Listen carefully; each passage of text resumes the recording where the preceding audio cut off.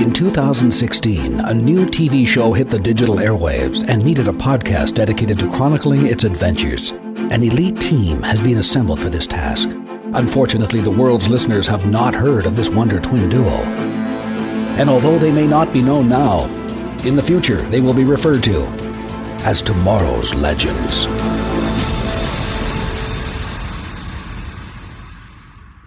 Hi, how can I help you? I'm looking for Flash. Do you know where he is? Oh yes, Flash. He admitted himself earlier today. I'm not sure if he's ready for visitors, though. He's bouncing off the walls, even though we put him in a straitjacket. Oh no. I was afraid this would happen. I can't believe it's this bad, though. And now, here are your hosts, the Scarlet Speedster himself, the Flash, and the Maid of Mischief, Harley Quinn. Hello, Legendaires. This is the Flash, and I'm okay, seriously. Are you? Well, we'll see. And I'm Harley Quinn. Hello, legends. And hello, Gideon.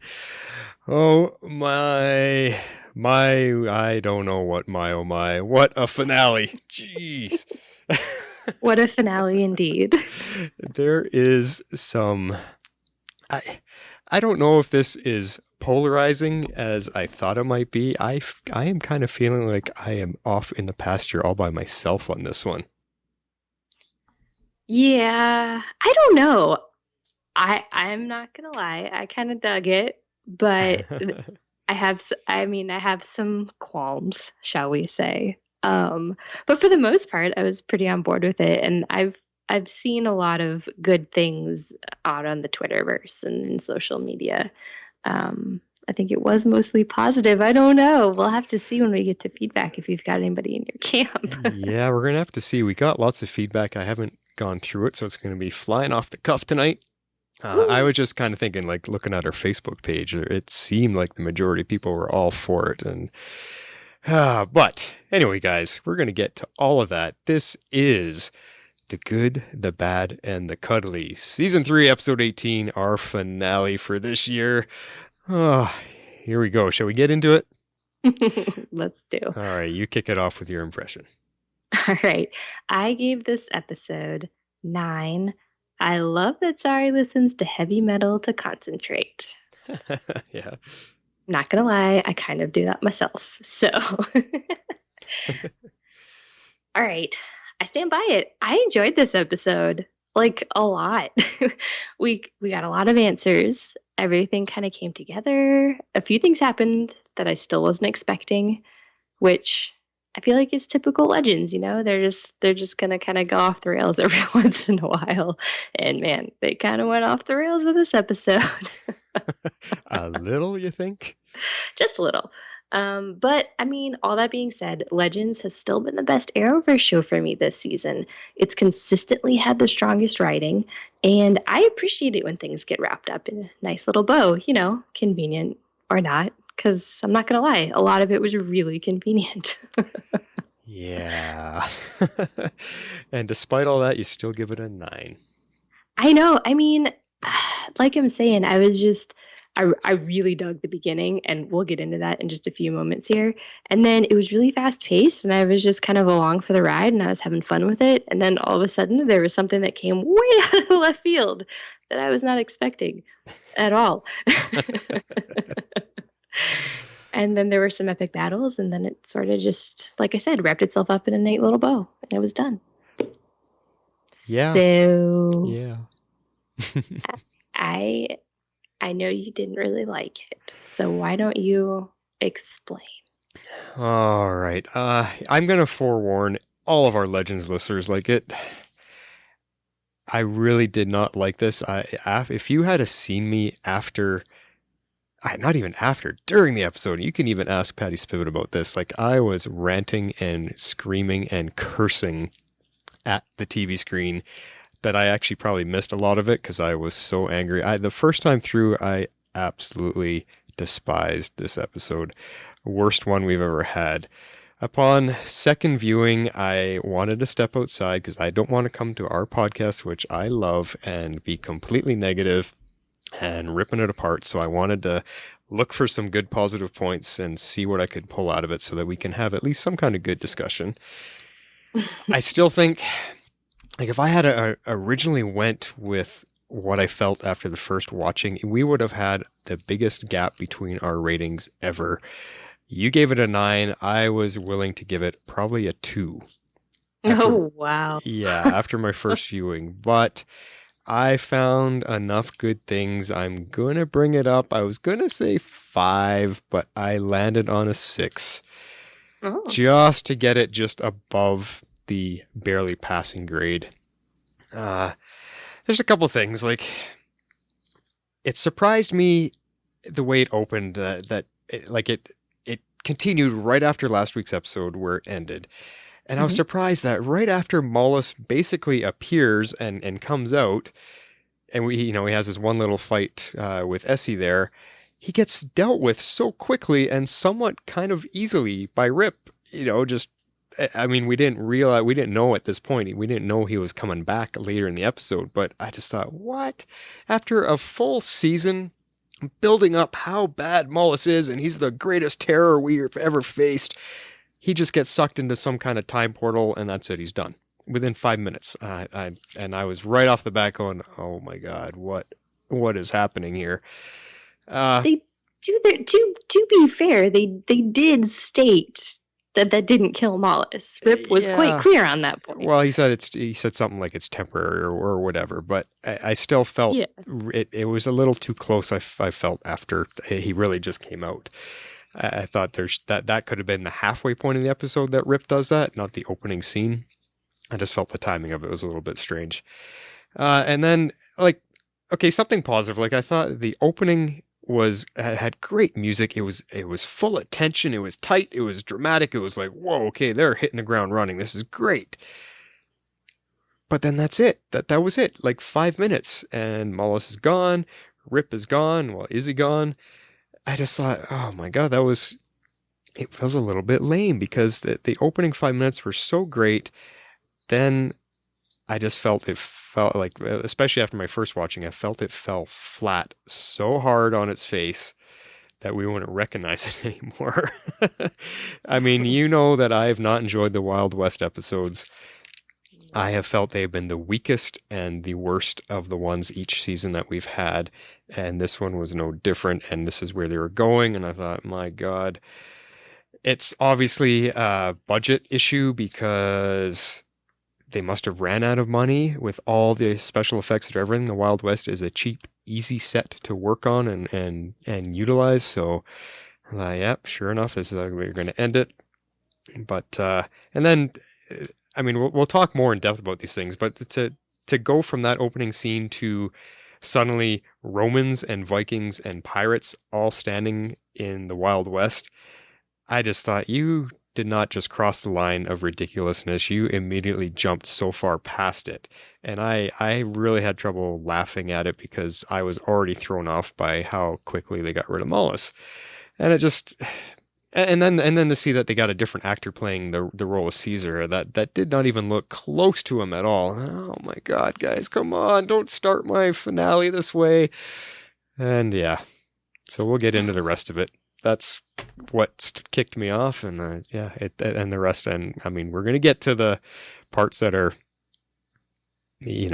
I don't even want to say his name, the one that shall not be named by my lips, but that was where the cursing really kicked in. So we'll get to it. Anyway, guys, I'm going to do my best to find the good stuff to talk about. Just be warned that I am going to have a few negative things to say about quite a few of the points that were happening. So there we go. Well, I'm going to do my best to bring the positivity. Yeah. I guess. Hey, I enjoyed this episode. So. Yeah, that's good. The second time around, I was able to find some things because there wasn't any cursing happening. All right. Well, shall we get into it? Yeah, let's get to it. We've got really no news. There was nothing that came up that was of any significance that I saw. No, and I'm not gonna lie, I wasn't looking for a lot of stuff because a lot of things that I was semi-glancing at all had the word spoiler, so-and-so, whatever, for this episode. So I just stopped. I was like, no, I'm done. I don't want to know what's going to happen, exactly what's going to happen before it happens. So Yeah, exactly. I don't think there was any news. It was just spoilers, like straight spoilers, like this is what happens tonight type of thing. So anyway. Cool. Well, where are you going to take us first?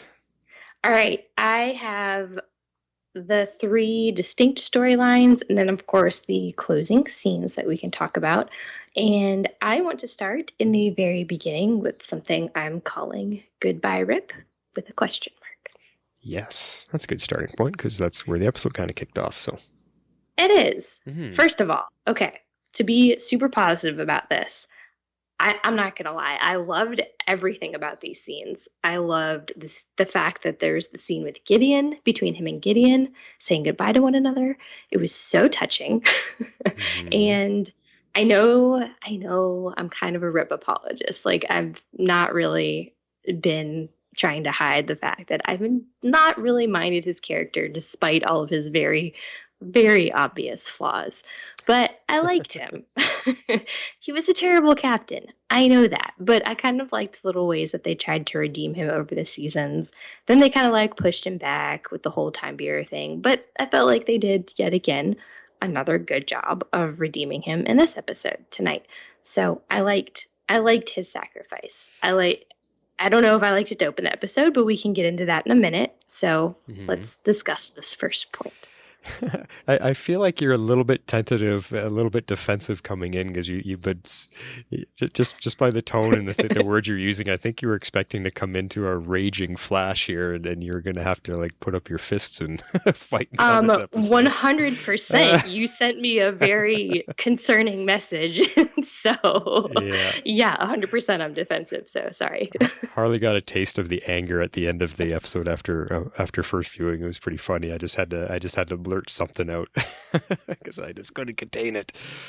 But I do agree with you that I think that scene with Rip, I love the part saying goodbye to Gideon. There, you could sense the emotion between the two of them. Although Rip was kind of in a hurry, I don't think he got to express himself as much as he may have wanted to, whereas Gideon was trying to, which again lends to her being somewhat sentient. She's got something. She always has a place in her heart in her virtual heart for Rip. And then the scene where he's facing Mallus down and saying goodbye to Sara and stuff, that was also a great scene just because of the music that was behind there and the kind of respect and friendship for each other that they kind of showed. It was a really nice scene. I have not been as much of a fan of Rip. He's been more annoying than he has been enjoyable, but they have had some good scenes with him. Over some of the episodes, and this was a good one. It was a. If they're saying goodbye to him, it is a good farewell. It's a great send off for the character. We will talk about if that is the last of him in a moment. I was wondering about the whole time, whatever that thing. What was that thing that he grabbed? The time drive. He took the time drive out of the Waverider. So they're down to one time drive between the jump ship and the Waverider. So the only question I have is that just taking the time drive out of the ship, is that what causes it to lose containment? Or was he actually punching buttons and programming something like that? That's where I kind of lost a little bit of what was happening there. No, I think he just removed it. And I think it's kind of one of those things, like you remove it from from its environment. He kind of like removed the stabilization. I don't know if Gideon kind of stabilizes it, or if it's kind of like a nuclear reactor where it's just, if it's contained, it's okay. But if you bring it out into the elements, there's nothing to contain it anymore. That's how I was thinking about it. Okay, I think that's pretty good how I got it. So yeah, no, I agree with you. It was a good thing. So now let's get into the next point. There is Rip gone. Do we feel like he's gone? Because that wasn't an explosion. It was a time implosion is the way I looked at it. And it sucked Mallus in, who later returns. So Rip, I do not think is dead. It's kind of the same feeling of when we lost Snart at the end of season 1.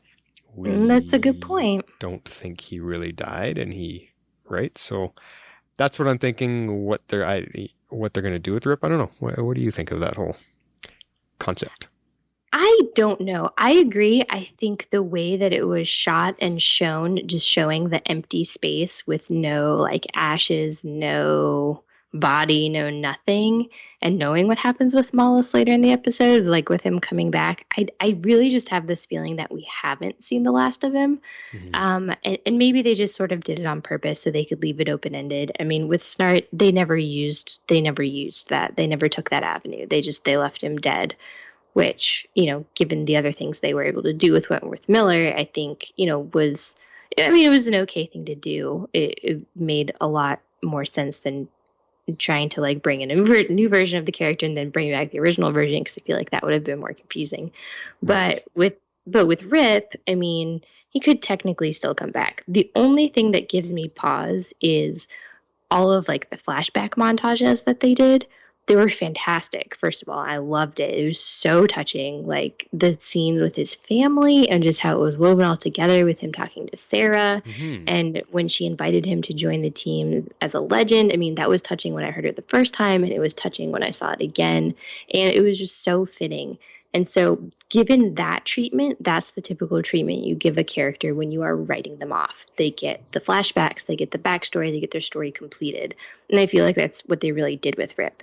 Yeah, exactly. I felt exactly the same, even though it feels like the door could be open due to it being a time implosion. It was pretty much done as a sending off of his character. Yeah, I know. And you know what I would have rather have seen, knowing how we both feel about, I'm going to say it, the return of Bebo. I would have rather have had this actually have been the final act to take out Mallus. I would have been much, much more comfortable with that happening. As the ending of the entire episode, yes, that would have been, there's no number to count as high how many times better that would have been. Yeah. I mean, it started the show with a bang, which I appreciated, and it got us off and running, but yeah, it would have been a better ending, in my opinion. It would have been emotional. It would have been powerful. It would have ended the episode with a great send-off to Rip, who started this whole thing. And it would have been a much more a believable way to have closed off the Mallus storyline, too. Yeah. Yeah. Yeah. Yeah. I agree. Well, I mean, I've got some theories. I don't think what they did was, given the backstory we got, was necessarily unbelievable with how they defeated Mallus, but this would have been better. Would have been better, yes. I much prefer your idea. Good one. Good one. See, I had too much anger to be able to even think of a better way to have done it. Just not that way. That's all I could think.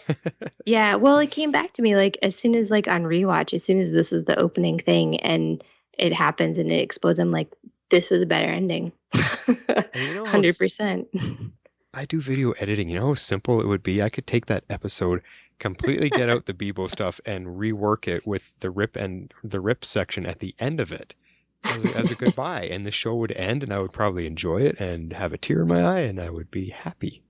There you go. You can just rewrite the finale for yourself, whatever you need to do. Just for myself. All right, what's coming up next? All right, so I want to talk briefly about the Saving Nora storyline. Okay, yeah. I'm not going to lie, I have very much enjoyed the subplot with Ray and Nora. I like their chemistry.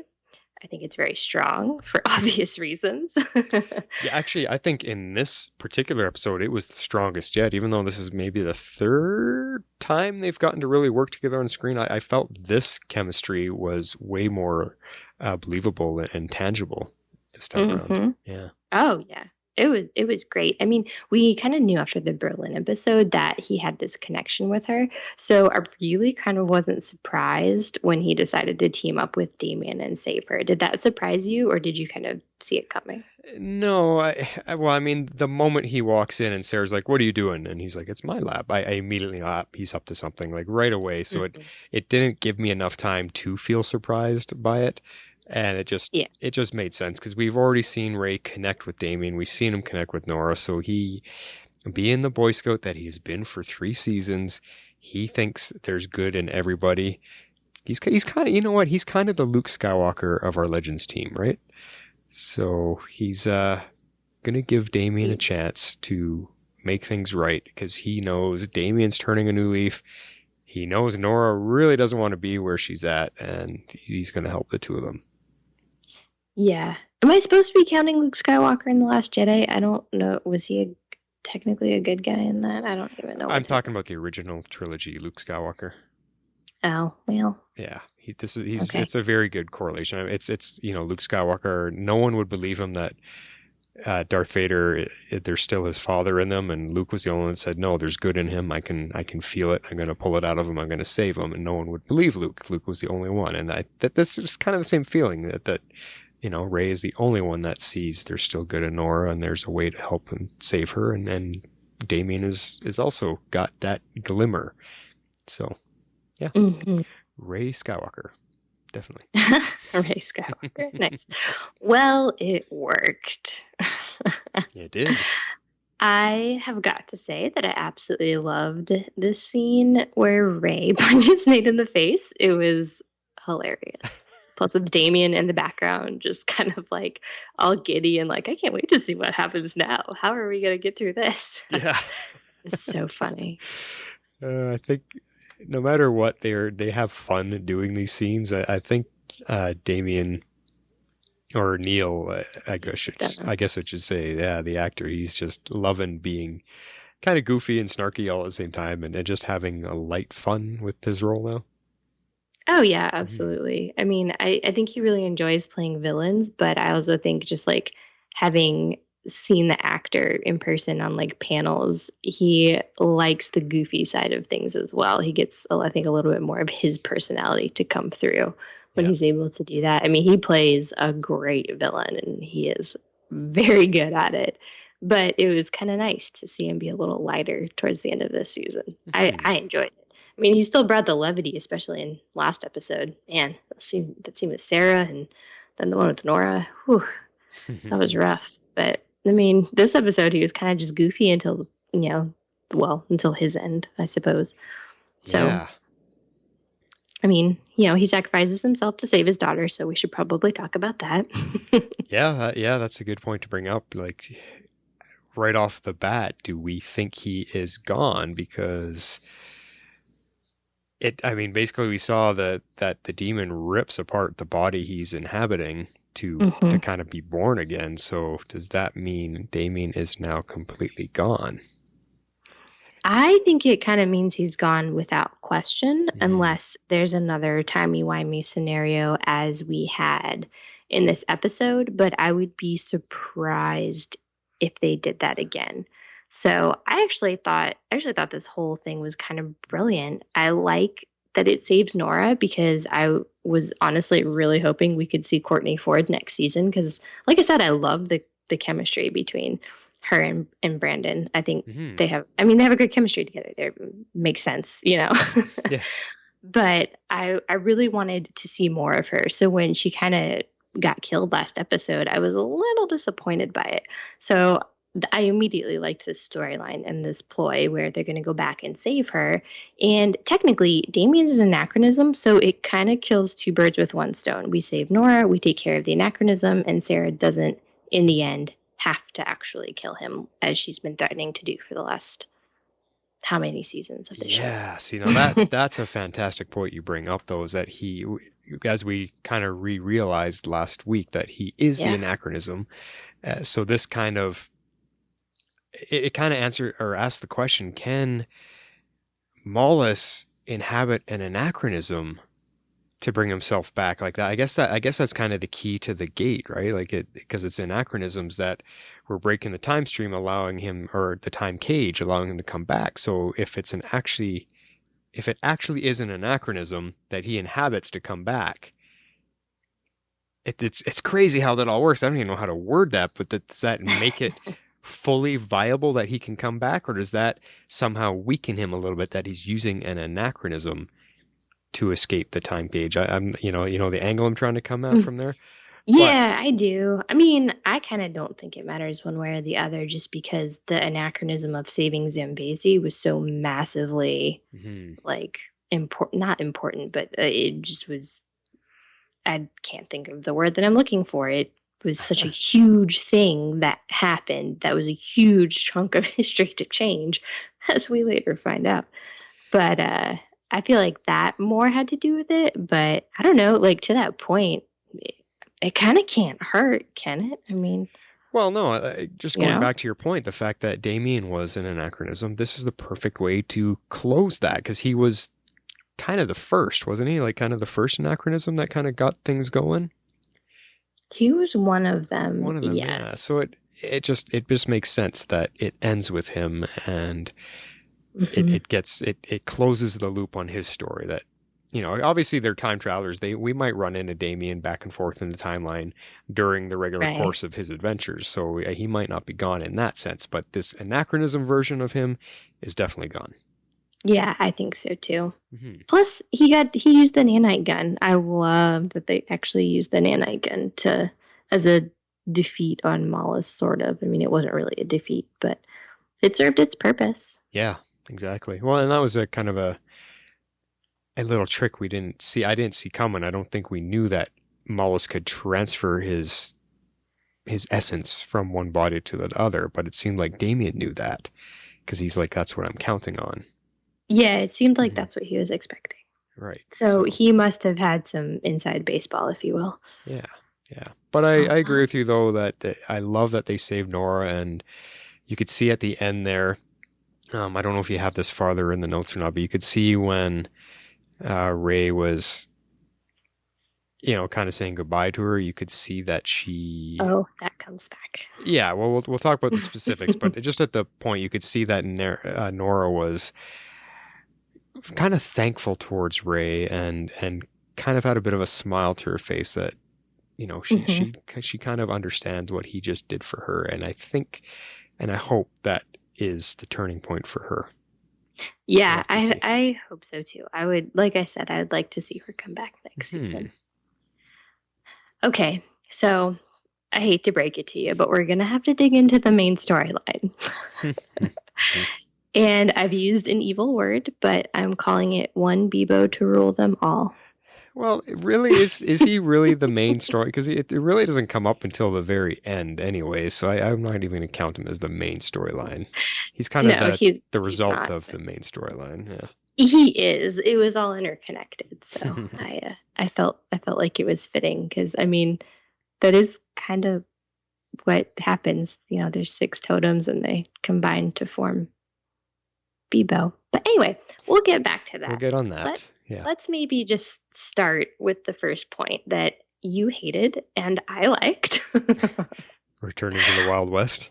Yeah, I actually thought going to Salvation was quite clever. It's a temporal blind spot. I mean, I totally bought into the fact that would buy them some time. I was like, brilliant. That's a great idea. Okay. Why didn't we think of this forever ago? Yeah, and that point I completely agree with you on. Like, a temporal blind spot is a fancy way of writing to give yourself a loophole, and I like that. I agree with that.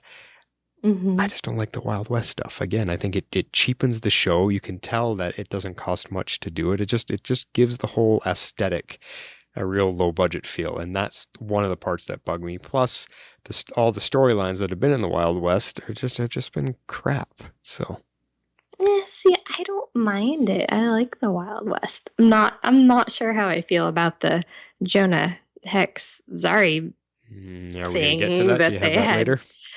Probably. Okay. Yeah. If I don't, I'm pretty sure that I do. Maybe I don't, because I didn't resonate with it. let's Maybe let's just talk deal about with that it for a right little now. Yeah, I'm with you. I can't buy her being attracted to him, just because of their backgrounds being so different, and that the fact that she's like, oh, he's kind of hot. I'm like, don't go all politically correct on me here, and see past the disfiguration and all that kind of stuff. It's like, yeah, but you know what? Come on, he's a comic book superhero. He's scarred up pretty badly. There's no physical attraction there, or physical hotness going on there. I don't know how Zari sees that, and it's just hard to buy. Yeah, I don't know. The only thing I could come up with is kind of like the bad boy vibe, because like he's kind of like a rough and tumble, you know, like traditional cowboy. Like, I agree, like, kind of like the scars going on. I mean, the actor's not a bad looking dude, but the way that they kind of have him like all made up is, you know, I mean, it's not like he's, you know, like drop dead gorgeous or anything like that. No. So I mean, would you go kiss a zombie? Because he's kind of like a half zombie looking thing, right? So. Oh, poor guy. But I thought it was kind of amusing if you looked at the way Zari kept checking him out. Like every time when he came in to talk to her, she kept looking him up and down. I thought, wow, look at her really just undressing him with her eyes. Holy. Yeah, so I thought that was kind of funny. I think they were trying to go more with the like cowboy kind of feel. So she was like attracted to like the whole like cowboy persona kind of thing. Yeah, I think so. Yeah, but and the other thing that they tried to have that like little connection with that one scene where she was trying to explain to him what she was doing when she was making the time beacon, and he's like, say what now? It was just that like he's like, you know, I don't really take a liking to most people, and she's like, you know what? Neither do I. And I think that was kind of where she started looking at him a little different. Yeah. She's like, maybe we're not that different. There's a bit of a connection there, yeah. Yeah, so Mm-hmm. Anyway, that was a little bit of a diversion, but it's good that we talked about it.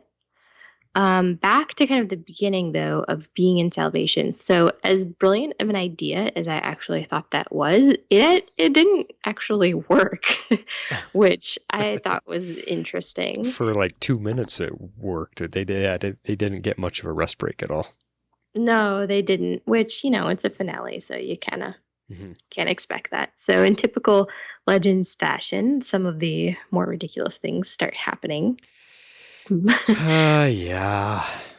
I mean, Mallus, what are we going with, first of all? He switched it. He said, my name is Mallus, so he himself changed it to Mallus. He did, and people went back and forth all episode, and I'm probably still going to call him Mallus throughout the whole thing, so sorry about that. But that leads me to wonder if it is the Mallus character that I brought up way in the beginning of the season that I thought it might be when we found out who the big bad was going to be. It is still spelled differently, but I agree. There was a chance that I thought of that too when he said that. But cool. I don't know. Anyway, okay, right. So Mallus has apparently, he's kind of like semi-possessing these people. He's got Blackbeard, Caesar, and Freitas, who I think were three of our toughest enemies that we kind of came across this entire season. And so he's kind of possessed them and sent them, along with several of their men, to retrieve the totems from the Legends, which I actually found rather amusing. It is. I really, really have to step outside myself to find the humor. And again, it just like there's a point. I don't mind our show being silly and goofy, and I love it when they make fun of themselves and they laugh at themselves, and I love when they bring in pulp culture and they have fun with that. But there is a line to be drawn of how far to push the ridiculousness and the silliness, and I think that the line was them being here in Salvation and to have pirates and Vikings and what's the one I'm missing? Romans. There on a Wild West street, it's just a little too much for me. I really have trouble seeing the humor in that. It went beyond the line, and I was just more, just given the kind of grunting feel, and I couldn't shake it. I just could not find the humor in it. There's some points later on, like some more positive spin I'll put on it later, but just this initial beginning of it, I did not like. It's not fun for me. It's too far on the ridiculous side, as I keep saying. And nope. See, I didn't mind it because what I liked that they did with it was that, well, one, it was Mallus possessing those three. So it's not like they, of their own accord, came waltzing into salvation, which would have been ridiculously unbelievable. But it was Mallus kind of manipulating them. And so he gets blown up by Rip, supposedly. So I don't know what sort of setback he has, but he still has all of his influence all throughout the tendrils of time, and he exists everywhere and through everything. So he can't re-manifest himself immediately as his true form in Salvation. So I kind of like that he picked our three bigger foes from the season.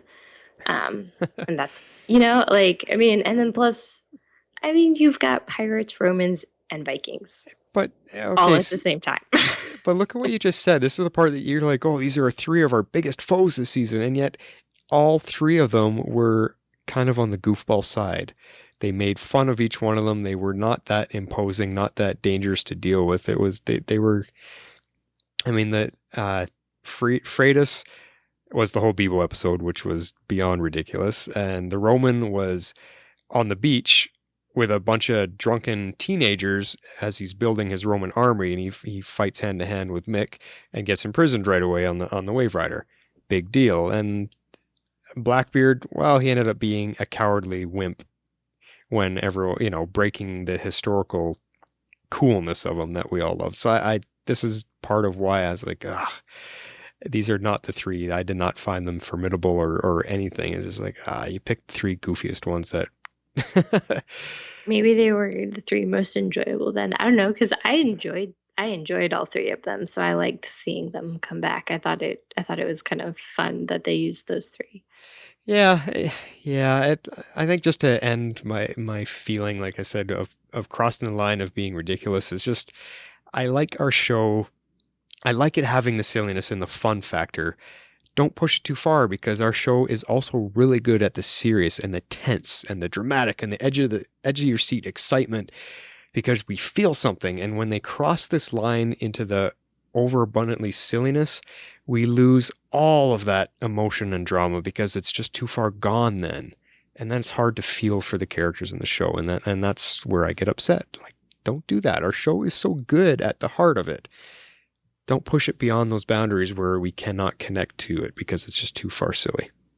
Does that make sense at all? My feeling at all? I understand like what you're saying, but I don't agree with what you're saying because I don't feel that way. So, I hear what you're saying, but I don't feel that way myself. So. Yeah. I'm wondering, I can't wait to get to our feedback because I'm curious if there's anybody at all that feels what I'm feeling. Oh, well, I can't wait to find out. So anyway, let's go on to your next points here. Okay. So the next stuff that we kind of brought up is that Amaya and Nate are going to take a trip, quote unquote, back in time, and they're going to meet with Amaya's ancestors because they need to figure out how the totems work.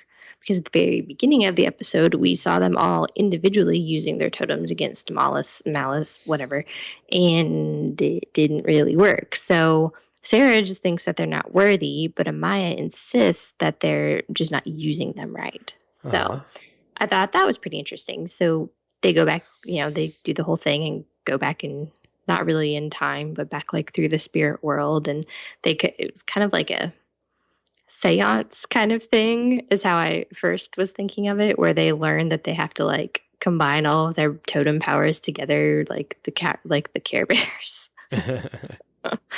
And as Nate puts it, they have to form Voltron, and I'm still disappointed there was no Captain Planet references. I'm just saying. Yeah, I'm gonna save a little bit for my nitpick, or one of them anyway. Your nitpick kind of covers mine, but we'll. Well, I figured it did, but yeah. So this little bit here, the Care Bear stare was funny. That was a great line. It was a good funny line, and the Voltron references that Nate kept referring to, I love, because I love Voltron, and we brought this up before, and you keep bringing up Captain Planet, so I feel for you. You did not get your memory, brought to the surface here. I didn't watch Voltron, so yeah, I have no connection to this reference. But it's just funny that Nate was continually defending. He says, "I will not stop calling it that," and so that part was fun. But this idea, and I might end up combining all your points here into one lump sum here, but this idea, I just want to get this complaint out of the way. I didn't like the idea. I appreciate what they're trying to do, but that the combining of the streams to make a warrior, I appreciate the obvious Ghostbuster references and the shout out to it, you know, because I'm immediately thinking, oh, here comes the Stay Puft Marshmallow Man, and that should have tipped me off that Bebo was coming. Yeah. But this is the idea. I don't think it works here because they've been building up all season long the story of the totems, and we have to have a bearer of the totems, and it allows them to be the great protectors, and it basically enhances their powers and abilities. And when we started seeing that happening, we've seen Zari getting stronger over the course of the season with her wind abilities. When Mick got the totem, and started throwing fireballs. Oh my god, that is so cool! This is going to be awesome. And it turns out that none of that gets realized to its fullest potential. All they end up doing is standing in a circle holding hands as the totems shoot a beam, crossing the streams, create a being, and that's it. I found that a lackluster way to finish off this full season-long story arc about the totems. I would much rather have preferred that each of the totem bearers got way more powerful, and we could see some enhanced abilities and see what they potentially could do with the enhanced powers and strength that the totems give them. And then, the 6 of them rise up and become this force to reckon with, and take on Mallus. That I would have preferred than them just standing in a circle holding hands and thus kind of making the entire story useless, kind of like a write-off that they built up to. It just, I don't know, to me it was a letdown that's what it culminated in. And then of course the very end of it where it ends up becoming Bebo, we'll get to that later, but it's just, it was disappointing a build up all season long to this. I was, you guys, come on, that was kind of lazy writing to me. I would have liked to have seen more use of the totems, like individually, but I did like the idea that as individuals they can't defeat Mallus, and that they need to come together and work together, and they need to find a way to almost kind of like find this common ground, this commonality, where they've not only like bonded with the totems, but they're kind of bonding with each other. And so in the end, they can kind of all come together and figure out what it is that they need to like defeat this evil demon. It worked for me. Would I have liked to have seen more of the individual use of the totems? Yeah, absolutely. The powers were really cool, and I would have liked to have seen them actually be able to use them. But at the same time, like it did actually work for me that they kind of had to bond together and form together to kind of create this bigger being that's more than themselves, more than the individual. So okay, well, I mean, I get you, and I see a little bit of what you're saying, but just like you said early on, where you would have preferred the way Rip went out as the way to defeat Mallus in the end. Also, I'm going to call us back to the beginning when we did see them all using the totems, when Ray throws a water ball and Nate rips up a chunk of the earth and tosses it, and Zari's tossing some wind. When they're all using them, and Mick throws a fireball, like it, that was just a taste. I was like, oh yes, they're finally figuring out the totems, and that was it. That's all we got. Now that taste, I want to say, I take that and imagine them figuring out the totems even more and somehow combining and like, okay, we now know how to use them. Let's use them even more. Let's get stronger with them, and have Nate cause an earthquake, and have, Mick light him on fire, and have I don't know, whatever. Like, just expand upon that, what they started with in the opening, because it was such a tease that we finally got to see them all use the totems and enhance their abilities, and that's what I wanted more of, just like you thought it would have been a better ending. with Mhm. Rip doing the thing. That's the feeling I had. Yeah. Hmm. Okay.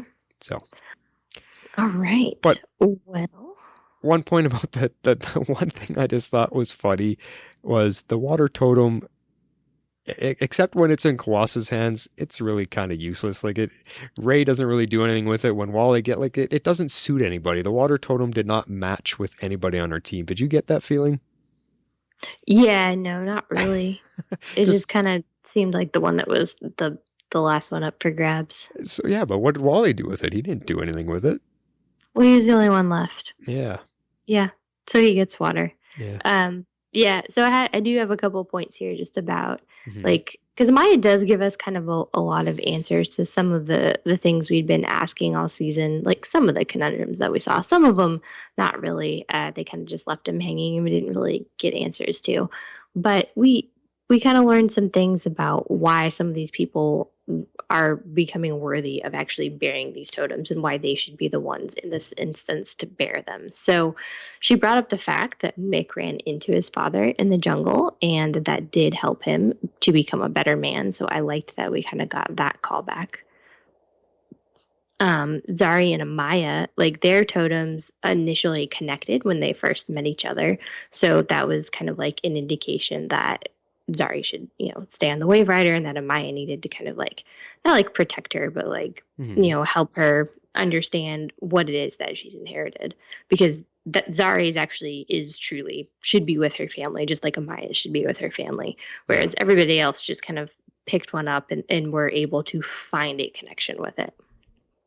And so, I mean, we learned why Sarah's the only one who can wield the death totem now that Damien is dead. So we've got her wielding the death totem, and Nate's always been a good person at heart. So I felt like it made sense for him to have the Earth one, and because that's just going to personify like his goodness on the inside. So I kind of liked that.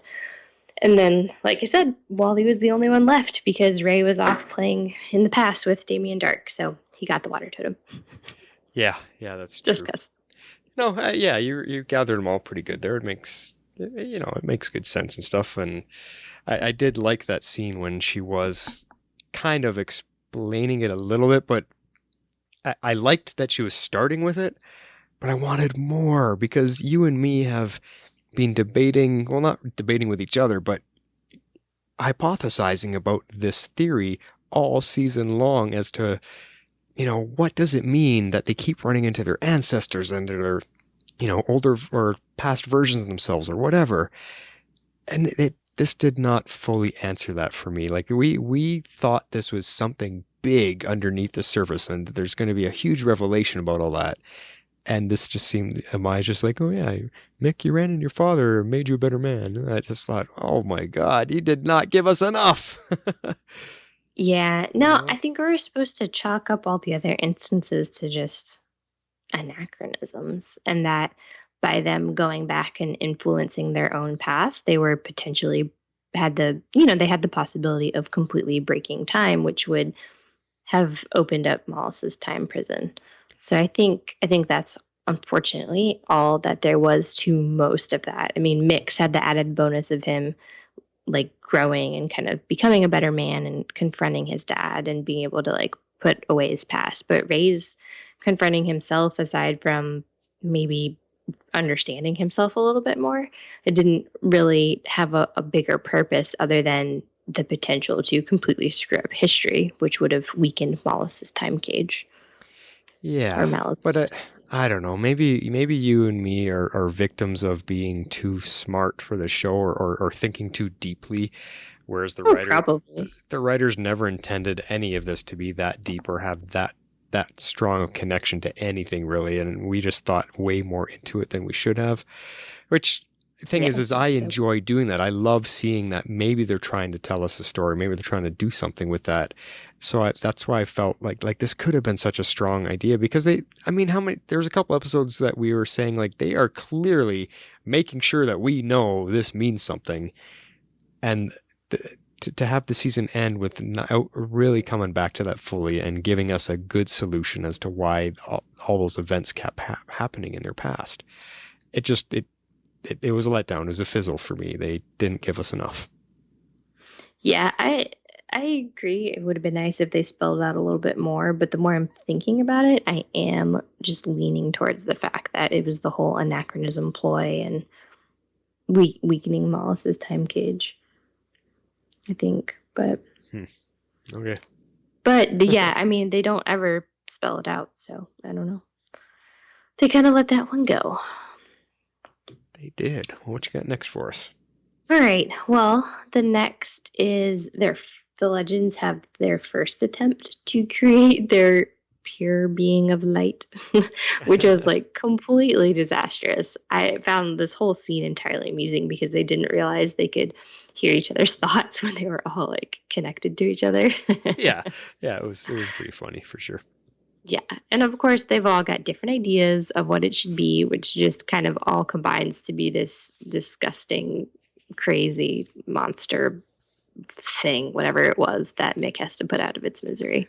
Which was a complete misdirect, because once I saw that happening, I, for a very small, brief moment of time, actually thought this is going to be cool. They're going to create some big living warrior.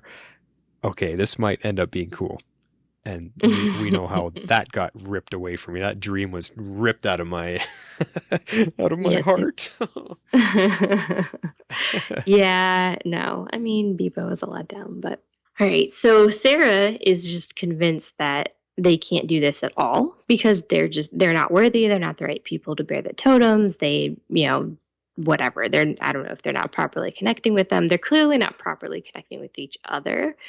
At least at this point in time. And so she's like ready to give up. And as she turns around, we see like Ava, Helen of Troy / Helen of the Amazons, and Jax and Kwasa are all coming to their aid. Mm-hmm. No. Did you like this? Yes. Or no? Yes and no. Of course, I love seeing Ava. She's a 50-50. I loved seeing her. I was glad she was there. But as time went on with her scenes, I was like, what is wrong with, there's something different with Ava. The last time we saw her, Sara said she loves her, and Ava said there's no me to love. And she was stern and upset and out of there. That's our last moments we got with her, and now here she is. Hey, of course I'm going to come help you. And she's all cheerful and let's kick some butt. And I'm like, okay, something's missing. There's a disconnect between how last episode ended and where she's coming in on this one. So that's what I didn't like. There was something, they changed too much about how she's behaving. And it's not like, I mean, maybe a lot of time passed between the last two episodes, but really they didn't, because this one kicked off moments after the last one ended. In fact, like right from the exact same scene. So I just didn't find there's time for her to have thought about things and changed how she's feeling. I don't know. It was weird. There was just something weird about her. Kwasa coming back, and suddenly it's a brand new Kwasa. She's all friendly, and I'm a superhero, and looks like Vixen. I thought, okay, that's cool, but wait a second, we're missing something. How did she get to that point? Other than, well, I guess, Amaya. You know how she got to that point. Yeah, we changed history. Yeah, which I hope we talk about a little bit later.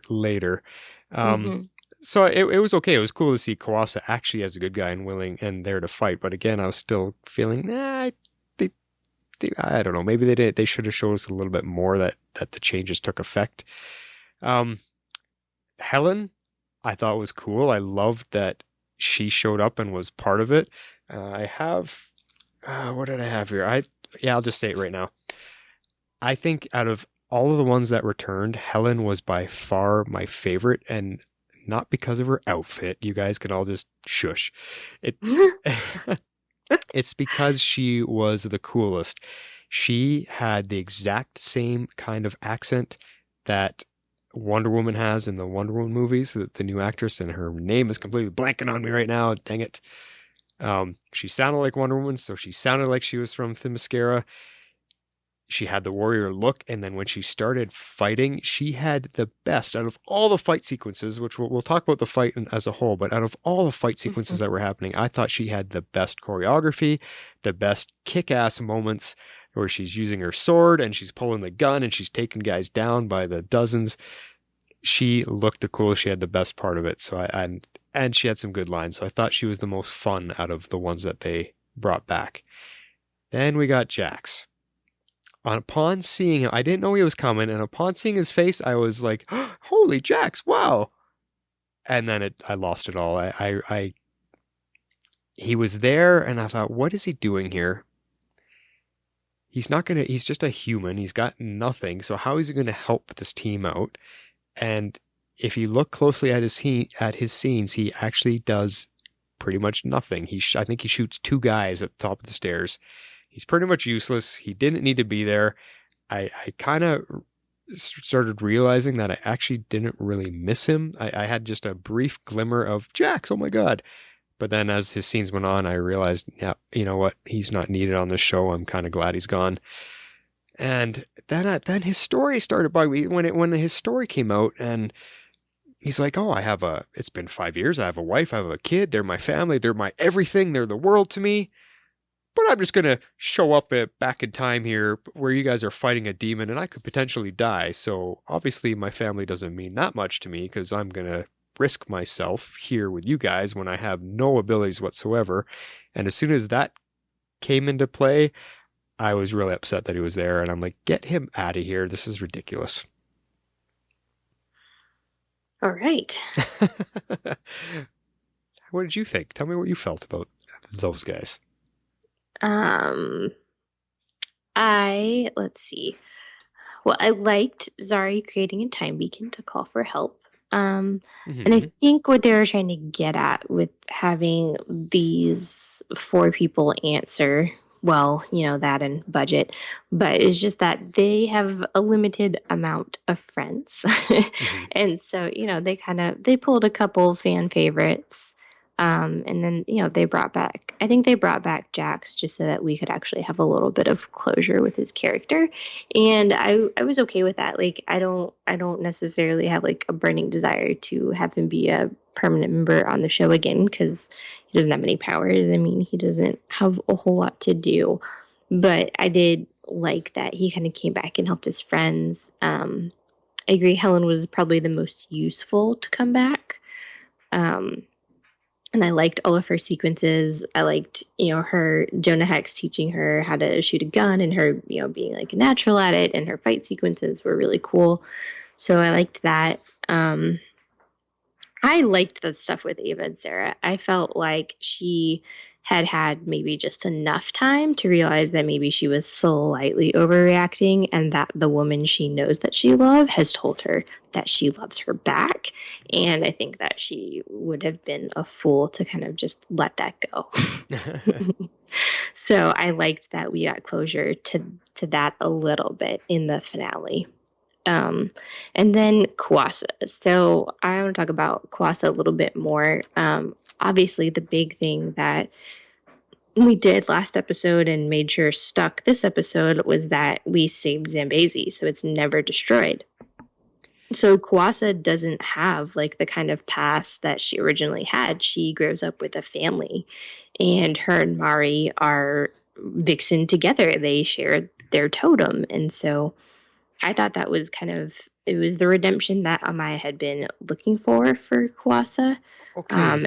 Don't you question that though? Like you're changing a massive point in history that we got told was a solid point in time that needs to happen, and they go and change it anyway, and changing Amaya's entire past and future and her family's future. Like that, doesn't that bug you a little bit that they actually did that?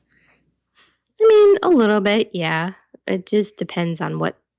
I mean, I guess they're not going to do anything else with it. That was just for this season, so they're just trying to like give them a happy ending. I liked the redemption of Kwasa. I was kind of like rooting for it a little bit in the end, and I was kind of disappointed when they killed her off. So thought this at least brought her back and kind of rounded out that storyline a little bit. They've completely messed with all of history. I mean, they did that by letting Mallus out in the first place. But yeah, all they said was about Zambesi was just that there's no way to save it and prevent Mallus from escaping because it was such a massive change to history. So I don't know what other like ripple effects that could have had, but I doubt they'll explore it. So other than the demon stuff we have coming for next season. Yeah. So, I mean, I was okay with it. I liked seeing Kwasa come back. So. I think because the last couple episodes of this season, I was really starting to lose my taste for Amaya's story. This stuff didn't affect me much in the finale, I think is what it is. Yeah, probably. Well, the other thing I liked about Jax, though, is that his little announcement gave us a little bit of an inkling of how time, I think, really is flowing differently for the Legends. Because Mick says to Jax, he's like, we just dropped you off a few months ago. How did all of this happen? And Jax is like, yeah, it's been 5 years for me. So, well, 6 months for the Legends, 5 years for Jax. Let me put a thumbtack in that one, though, for you, because this is all based on where Zari called for help. What year did they drop Jax off in? 2017 or whatever it was? Maybe. At the time, it was present day. Yeah, so maybe... So a few months ago, as Mick says. Well, they dropped him off 5 months ago, but maybe the Jax that comes back isn't, like, he doesn't get the beacon until 5 years after that. He gets the call, and that's or whatever. The point in time that Jax comes back from is 5 years from where they dropped him off. That's the Jax that comes back, not the Jax where where Mick thinks he dropped him off. I mean, that's definitely possible. Yeah, because I find that weird. That completely negates everything you and me have debated over the last 3 seasons about how time works and whether time passes the same for the Legends that they're traveling around or whatnot. Because does, yeah. So I don't like that point. If they're trying to answer that, that's what they give us. It doesn't explain enough. It doesn't explain it well enough. So that's why I'm thinking the Jax that came back was from 5 years from the point they dropped them off. Definitely possible, for sure. Yeah, I didn't think of that. Strange. So, all right. Well, just the last point I have is that we do get this great speech from Ava. We get a good speech from her, and then following that, we get a good speech from Sara. So I just liked the two of those together and kind of how they bookended each other, and she was just like, look, you need to believe in yourselves. You are worthy of it. Everybody is here in this room because of you, and we're here to help you. So you need to just, you need to get over it and figure it out and do it. And so I liked that. And then Sarah's speech right after that, it was very Legends. It almost felt like an old Rip speech, but she, I think she did a better job with it. It was inspiring. It was funny at the end. It was good. I liked it. Yeah, she did. And that's the stuff that inspires the team. They all love when she kind of takes the bull by the horns and leads them into battle like that. So that works for them, and it's always fun to see. Mm-hmm. Yeah. I mean, you hear them all cheer and whoop it up after she says it, so it's pretty fun. Yeah, exactly. All right. Well, the last point is just going to be all of the fight scenes, because this was just like a montage of fight scenes, and then we have a quick break, and we create Bebo, and then we have another giant fight scene. So I will let you just tell me how you want to talk about this. We talked a little bit about Helen already. Well, that fight scene was good. That was good Legend style. That's where I was able to pull out something positive from this episode. Is they did do a good job with the fight scene. It didn't look, and I'm just talking about the big battle with the hundreds of people in the streets. Yeah, it didn't look cheesy. The fights were well choreographed. Everything looked good. As I said, I think Helen was the most kick-ass out of all of them. Mm-hmm. She was cool. Even Mick, when he was inside the saloon there and he was shooting his gun, being a cowboy, he loved that, and it was kind of fun seeing him not fight with the heat gun. So that was kind of cool. Yeah. It was fun to see him take down Caesar again. Yeah, and I mean, and they break, and we see Ava have a bit of a fight scene too. And I thought her attire was a little bit strange. She's wearing this long black, I don't know, winter trench coat or something. It just was like, that's not the best fighting attire, but she still kicked butt, so it was okay. The only nitpick I'll make about that entire sequence was I think they messed up a little bit with Wally here, because they definitely made it look like he is too overpowered for this type of thing, because there was a moment where Jax is about to go down and he rescues him, but then he rips through the street and takes out just dozens of them real quick. And I thought, well, if it's that easy, then why doesn't he just do in with all of them? Because he could. He's fast enough. He could take everybody down, and all we're left with is Mallus. So I thought they poorly executed that little bit of it, showing that Wally this is really nothing to him. And he could have just taken them all out, and then we would not have had a big fight sequence at all.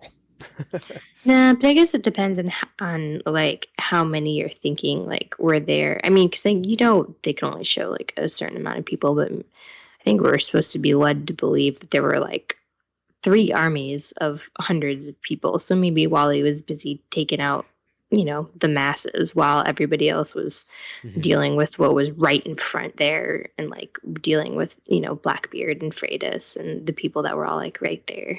That was kind of like my take on it, and that he was just kind of zipping around making sure that if people were in danger, like Jax, he could zip in and kind of save them and save the day because he can. What did you call your Rip apologist? I think you're the same for Wally. I am. Wow, Harley Quinn, not the villainess tonight. No, I told you, man. I enjoyed it. I was along for the ride. I actually quite enjoyed this episode. So, all right. Well, we got a few closing points here we wanted to bring up. Yeah, we did. Okay, so these are all about like the final scenes. I guess. Do you have anything you want to say about Bebo defeating Mallus other than you hated it? Well, you guys know how I feel, but if I can put it into a few words, the first time through, I hated it. I hate Bebo. I hate everything to do with him. I'm sorry for using that word. It's very strong, I know, but I really feel that deeply about it. The first time I was cursing and yelling. The second time I was cringing as I was looking for something positive in the fight.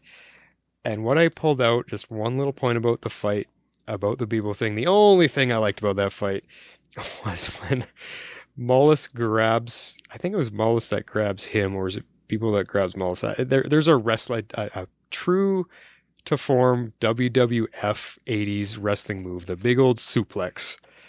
And that I chuckled at, because I was not cursing this time, so I actually chuckled at the suplex, which was kind of funny. The point, other than the fight itself, I mean, beyond ridiculous, beyond silly, beyond stupid, I cannot accept that being on our show. The other part that bugged me, though, is our team being the heroes, being the legends, and it bothered me to see half of the team just standing in the field cheering like they're watching a circus or something. It really ate at me to just see them standing there and call, and even their lines they got were just utterly bad. Yeah, go get them, and it just, I'm like, oh, it was awful. It was awful. I did not like seeing our team standing there being a cheering section. So anyway, that whole sequence was, not the best to end our show with. That's funny. All right. Well, I'll talk a little bit more about. Bebo is obviously my nitpick, and I'm sure it was yours too. But let's go back to some of these other points you got, because you got some good points. Yeah. All right. So at the very end, we've got. All right. The first thing is that Amaya, she leaves all of the extra quote unquote totems with Kwasa, so she's gonna keep them like safe until whoever the rightful, descendants are, or heirs are able to be found. And so I thought that was interesting. I was kind of disappointed Mick didn't keep fire, because I did feel like it suited him well. That's the exact note I have written down here. Mick should have kept the fire totem, because I think Mick being a little more powerful and having the fire innately within him is way more cool than him shooting a gun. Yeah, so I was kind of disappointed by that a little bit. I was sad that he returned it, but the only way that I could kind of like get around these pieces just a little bit is just that like they're not the ones that were supposed to inherit these totems. Like Zari actually like inherited her totem, and the same with Amaya. Like they've been given down through their family for generations, and so they obviously keep theirs. But I was disappointed that Mick gave up fire for sure. Yeah, and it just left me hanging. It's a little bit open ended that you're giving all of the totems to Kawasa when I know you're wanting us to accept that she's now a good guy and everything is good, but it was still a little bit hard to swallow that. Wait a second, you're trusting her with all of the totems? I'm not ready to trust her yet. Like, what is she going to do with them? Where is she going to go with them? Is she going back in time? Like, they kind of left that a little bit unexplained, and I wish we got a little bit more with it, considering they were such a huge part of the story this whole season. Yeah, I would have liked a little bit more explanation, but I mean, for Kawasa, she is literally a completely different person. So, I mean, basically it was the same as if we had given them all to Mari. Yeah. In my eyes, kind of deal. So. But why not Amaya? Why doesn't she take them with her back to Zambesi? Because I think she's too far in the past. Because I think they're with other people. They're already they're either with other people or they're someplace they shouldn't be in her past. Okay. So I don't think she can take them with her for that because then there'd be duplicates, if that makes sense. So I think they needed to stay in the present more or less, even though we didn't grab all of them from the present. I don't know. That's kind of my hand wave for that one.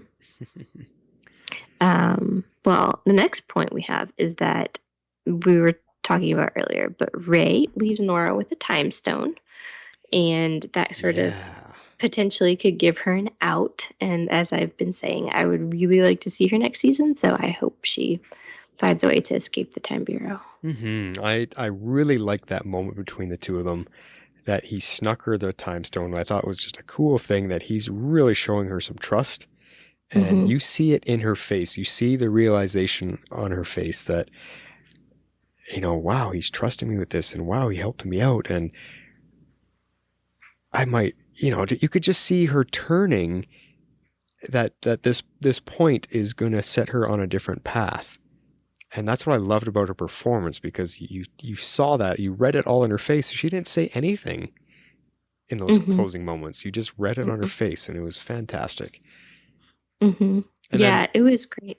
The other thing, just talking about the Darks, like when Damien got possessed by Mallus and it was taking him over, the performance on his, when he was turning into Mallus, showing the pain and the screaming and calling out loud, I thought, man, he's just as good as Nora. Changing. Oh, yeah. Yeah, wow. Yeah, he's great. I love Neil McDonough. So. He's so good. All right, well, as we've been expecting, Amaya leaves the team for good, but we were not expecting her to keep her memories. So I actually liked that she was able to willingly accept her future without having to have her memory erased for her to go back. I feel like it's a better character, it's a better move for her character.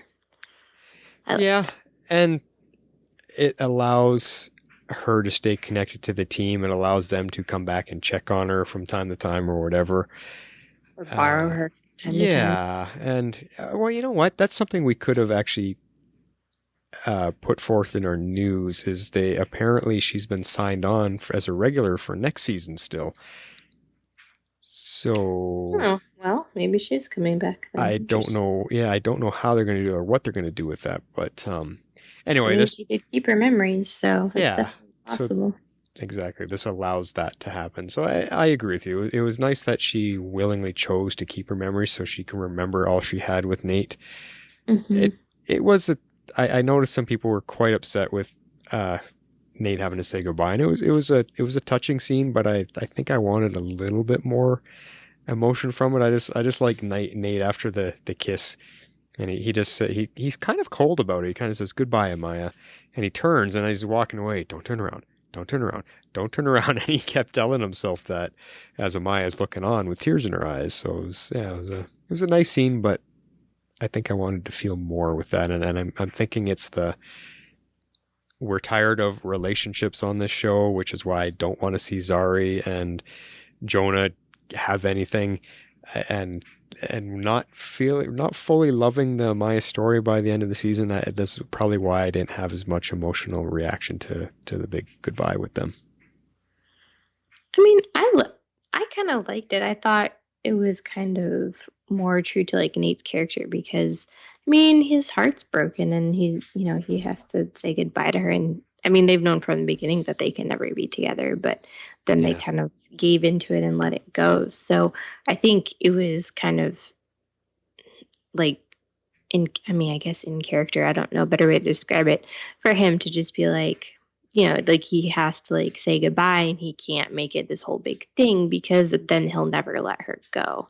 And this is kind of like, and that's why he can't turn around. He can't turn around and look at her because then he won't leave her, or he won't, he'll try and convince her that they should stay together. That's kind of how I read that. Okay. Before we move on to the next point, there's another little goodbye part that I actually really like, more so than any of these, and it was with the three girls when it was Sara, Zari, and Amaya, and Amaya and Sara were saying goodbye to each other, and then Zari comes in, and they're just the three of them together, and they start teasing Zari about Jonah.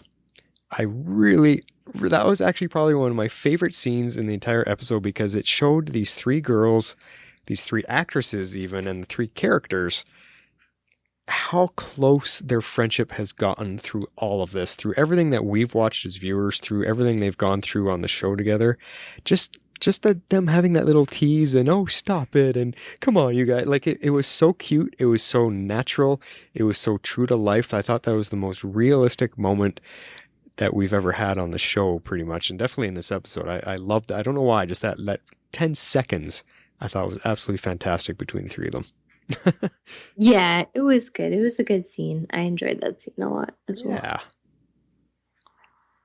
Well, our team finally gets to Aruba. Yay. Oh, yeah. I know. Only Aruba took again. them the whole season. No, it was fun. I love the music that kicks in, and it's a big holiday. But it's fun to see them just be on the beach again. They brought Aruba. It's kind of like bringing the story full circle. It does bring it full circle. Here they are, and just Mick wanting to be there on his own, and they're all there. Yeah, I know, that was very, very funny. I liked it. I liked the closing scene. I liked Constantine showing back up, and I liked Gary playing Constantine. I did. I thought it was kind of funny. Okay, the Gary part, yes, I agree with you, because he did the voice really good, and from behind he looked just like him, so it kind of fooled all of us. I think we were all kind of laughed out of shock when he turned around and it's Gary. Oh yeah, that was hilarious. But yeah, no, I'm intrigued with what they're going to do with Constantine. I mean, I liked the episodes that he was in. It brought sort of like the dark humor that I love into the episodes. So I really enjoyed it. I mean, I don't think they'll go as dark as the Constantine, from what I've heard, the Constantine series got. Right. But I would like to see a little bit of that, like, just that, like, gritty, like, darker humor. Just, I mean, they're going to be dealing with demons, so I'm going to kind of reserve judgment to see how that's going to work. But I think if they do it right, like they did the whole, like, Nora possession Mallus thing all season, it was done well and it worked well. So if they can kind of do it well, and I don't know, maybe it'll be more of like a quippy supernatural kind of vibe. That'd be kind of fun. I'm not really fully with you on that feeling. I'm finding I'm not that much of a fan of Constantine. I think his hair is awful. His hair didn't look any better than Gary's wig did. It's as bad as Oliver's wig on the island. I don't know. There's something about the blondness. It looks really bad. I don't know. I don't know if I like this character. I mean, I didn't want to finish watching his show. I don't want him full time on the ship. I'm going to be honest right now. I don't mind if he's there for the odd episode here and there. They bring in a dark storyline, but I don't want a full season of demon hunting and being all around demonology and spirits and angels. I don't mind it sometimes, but I don't want our Legends season to be based around that, and I definitely don't want Constantine every episode. I think having him would be too much. It would be too overbearing of the rest of the characters, and the I don't know. I hope he's not fully utilized like every single episode. Yeah, well, that's see. why I said I'm kind of like interested to see where they're going. But I liked what they did with him this season, and when they brought him in, I enjoyed his character. So I'm kind of looking forward to it, actually. Yes and no. I'm pretty much saying, yeah, I hope they go a different route, but I will still wait and see. All right. All right, that was a lot. This is going to be a longer episode. In case any of you haven't noticed by now, it's our finale. It's our last one of the season, so expect a good one. We're really trying to dive in deep some of the stuff, and I know Jess is really trying to get me to feel a little better about some things. But anyway, guys, we're going to get into our nitpicks and our quotes and all the feedback. So at this point, if you need to split up your listening to another time, just know we got another half an hour or so to go, I would imagine. So just a little warning. Let's get to nitpicks. Form of water. All right. It's come up a few times, and I'm glad you put it here because it saves me from having to rant and rave about it. I'm sure everyone's already tired of hearing how much I dislike Bebo. So what do you got to say about it? Yeah, you've definitely gone on the record, so I felt that I was safe to take this as my nitpick. And plus, knowing you hated the episode, I figured you had a lot more nitpicks anyways. So I picked the big one for me, which of course was Bebo. Well, tell me what didn't you like about it? Because you liked most of this episode predominantly. I did. 90% of the episode. So I'm curious about Bebo, why you didn't like it, because everyone else loved it. Everyone else that I saw on the Facebook page thought it was the greatest thing. It's so funny. They love that our show goes way out to wacky world to do this kind of thing. I'm curious why you didn't like it, because at least that's the one thing you and me are agreeing on tonight. Because it was a giant letdown. Okay. Yeah, I mean, Explain. I wasn't let down by the fact that they were using the totems to combine and form like one kind of like big thing instead of using them individually. Mm-hmm. I mean, we got like a little flavor of that, but we saw that it wasn't working. So I was like, okay, like we get all this backstory from Amaya. We get to understand that they need to come together and form like this one big like Voltron like being. Okay, I've accepted that. So it was just disappointing to see that it was Bebo. And that's why on the first viewing, the whole like scenes, just the whole fight, like I didn't really like enjoy it at all, just because I was just so shocked that it was Bebo. Yeah. And I was immediately disappointed. And then, the whole like Bebo loves you, la la la. Yeah, like I didn't like his first episode. Like I wasn't wild about it. Like it didn't ruin things as much for me as it did for you. But the first half of the episode, I believe on the podcast, I went on record saying I didn't care for it, and it wasn't until the second half that they managed to turn it around with other things. Mm-hmm, mm-hmm. So, but having said that, I will say that all the references afterwards were actually kind of like mildly amusing to me, like throughout the shows, like the Bebo socks that Gary had. Like I thought that was kind of funny because it's kind of like one of those movies that's just so bad that it's actually funny, but it's only because it's kind of like an inside joke because everyone quotes it because of how terrible it is, and that's kind of like what makes it funny. Like Napoleon Dynamite is literally the stupidest movie on the face of the planet. The only reason that it's funny is because at the time everybody quoted it. So then when you watch it, it's like nostalgia, and it's just funny after that. I mean, I knew, and here's the thing though, like I've known the title of this episode for weeks. I knew that Bebo had to be coming because it was the good, the bad, and the cuddly. Literally, it couldn't have been anything else. Bebo had to make an appearance. But I think I was just so shocked by the fact that they turned him into a giant Bebo Mm-hmm. that that's just kind of like where it went wrong for me. I really didn't think he would be the thing that took down the big bad. So it kind of fell flat with me, especially on the first viewing.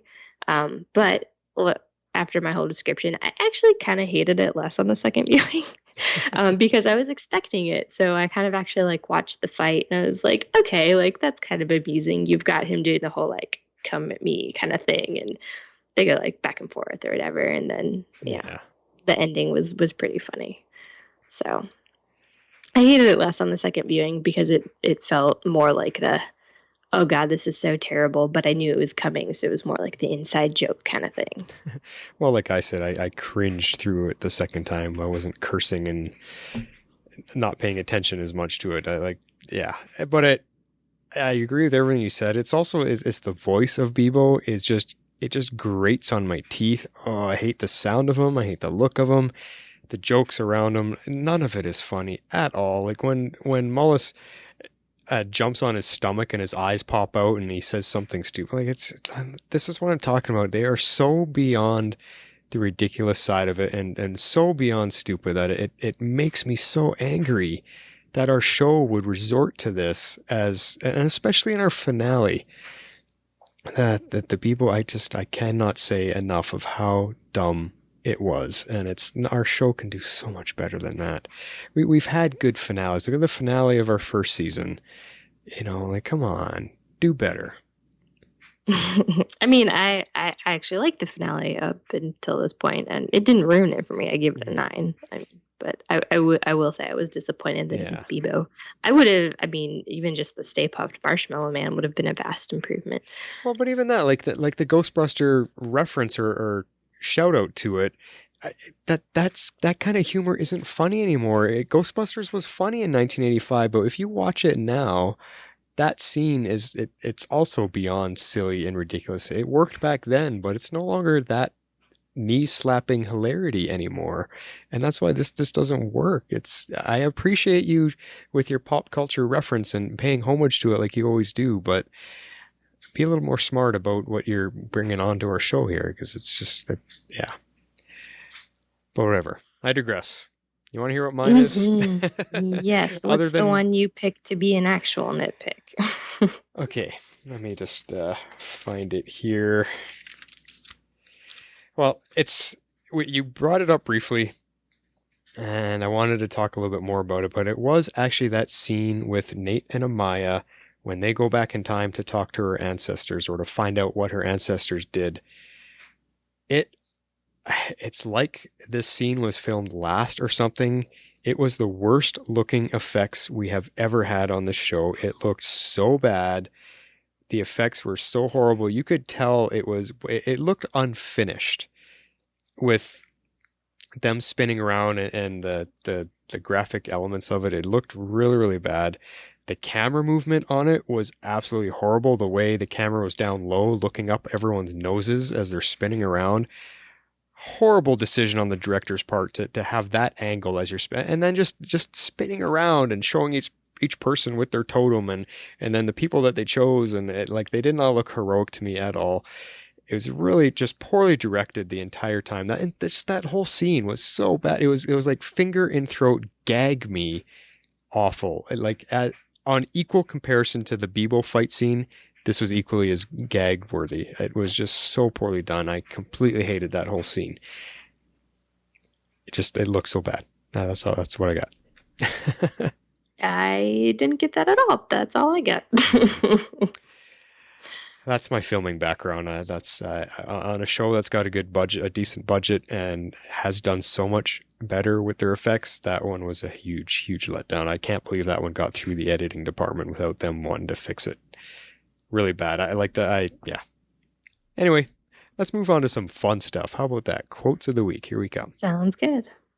Shape out an eagle! All right. Well, before we get into our winners from last week, this is our finale, and we just had to go out strong. We've got 6 quotes for both funny and serious, because we want to have some fun. So you're going to have lots to vote on this week. Well, you've got more than a week to vote on it, too. That's true. Yeah, because we don't know when we're coming back with the winners. We'll talk about that at the end. All right, Harley, my friend, what did you have for our winning quote from last week? Last week, the winning quote was "Open mouth, insert foot." I did have a bit of a connection with her in Berlin. Not that kind. All right, maybe she'll listen to her dear old dad. Not anymore. Nora only listens to Mallus now. He's always in her ear. But that's it. What if I got inside Nora? Not like that. People like Ray putting his foot in his mouth. Awesome. And Damien Darhk's grunting because, yeah, that makes the scene. Anyway. Cool. Well, we got 6 funny ones this week, and I think these are actually all pretty darn good. So what are you kicking us off with? Let's start with Whiskey Vision. You know, as much as I enjoy this getup, and I actually really do, Mallus is still out there. And we'll deal with him, but first, we need to get our heads on straight. How long is that going to take? Depends. On what? How strong the whiskey is.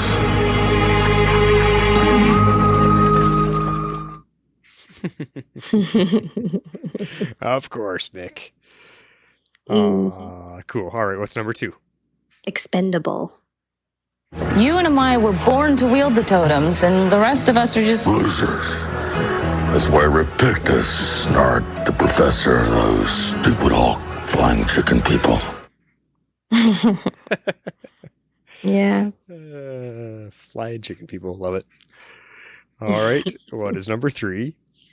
Banana Hands. So you decided to load Damien Darhk into the jump ship? Hey, Dave. Don't wave. Have you lost your complete mind? Look. I know this looks bad. Yeah. But there's a completely rational explanation. I'm listening. Me too. Sorry. Oh, my nose! Ray, what are you doing? And not that I couldn't watch Pompadour get punched out all day, but you could have just told him where we were going.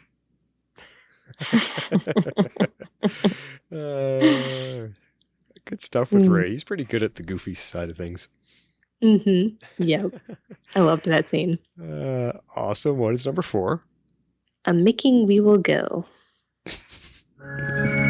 Hello, this is Nathaniel Haywood speaking, and we have a code 113. Repeat, code 113. The code is 113. It's off to the bridge for you and me. You memorize Ray's song? Well, he sings it often enough. Just imagine Mick singing it. That's what made me laugh. Me too. All right, what's number 5? Home is where they kill you. Are you glad I picked you up in Zambesi 6 months ago? I think the words you used were just one more mission. It's better than the line they used on me. Come with us if you want to live. I almost die every week on the ship. But you found a home. I did. See, that was in the middle of a serious one, so that's why I did not pick it. Yeah, I just, that's some good sorry snark. I thought you'd like that. Oh, I do. I do. It's hard to tell which serious ones you're going to pick. So if it's a funny in the middle of serious, I don't usually pick it. Well, you picked this last one. What's the final one for this week for a finale? I did. Family Vacation.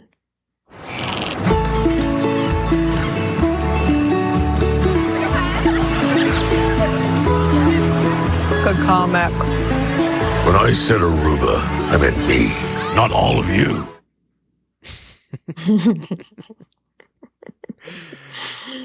Poor Mick just can't get a decent holiday. Nope. Can't get rid of him, no matter how hard he tries. Cool. Well, that's some fun ones to end our season off with. Yes. Definitely. All right. Well, then, why don't we roll into some more serious stuff? Yes, which you would think I would not be able to find anything serious in this episode, considering it was leaps and bounds past the silly line. So, but I did. Considering that you hated it, I'm actually shocked you found as many as you did. Yeah, only on the second viewing, but yeah, definitely. But before we get to that, the winning one for last week was Darkness Falls. Nora's gone. It's just Mallus now. You must be enjoying this, seeing your nemesis with a broken heart. I didn't know you had a heart to break. Where was it the night you murdered my sister? Look, what I did was unforgivable. But back then, I hadn't loved anyone enough to understand the pain that I caused. Not that it's any comfort, but if I could take it all back, I would. We all have regrets. But we can't undo the things that we've done. True. But even the worst of us can be made whole again. You, for example. League to legend to killer to captain. That's not a bad makeover, is it? It's not good enough. Why? Because you put on the death totem and almost killed your entire team? Yes. But you didn't. Did you? And you know why? The same reason I'm spilling my guts to a woman who's imagined my death 1,000 times over. More like 10,000. Love! Sara. Because without it, people like us, we're left alone with the darkness. That's not good for anyone, is it?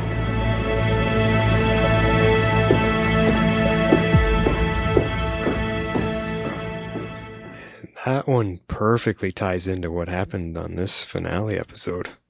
It sure does. I'm actually surprised that one won. It seems like people are starting to side with you in your love for Damien Darhk. I thought most people didn't like him. I thought so too. I'm not gonna lie. I kind of thought I was alone in the I love Damien and Nora Darhk camp. But anyway, let's get into this week. What's our first scene? Oh, the first one is it's a longer clip, about 2 minutes long, because I combined two scenes to make one because they really are connected. This one is called Farewell, Captain. I believe I know what you're planning. It is extremely reckless with a low likelihood of success. Oh, no. Seems like I finally learned to think like a legend. The odds of survival are 0.0. No. I will miss you, Gideon. Truly. No more than I'll miss you. Rip. Gideon, put me through to Rip. Rip. I'm a little busy at the moment, Sara. Look, you didn't tell us that you were buying us time with your life. Listen carefully. This gambit will not kill Mallus. It will only delay him long enough for you to make an escape. There has to be another way. No, there isn't. It's all right, Sara. I should very much like to see my wife and son again. I will miss you, Captain Lance. You and the rest of the legends. My one hope is that you all live up to that name. Captain Lance, the time drive is reaching critical mass. Can we jump? Mr. Mars has finished making repairs. We have 15 seconds. Goodbye. Goodbye, Captain. Gideon, get us out of here.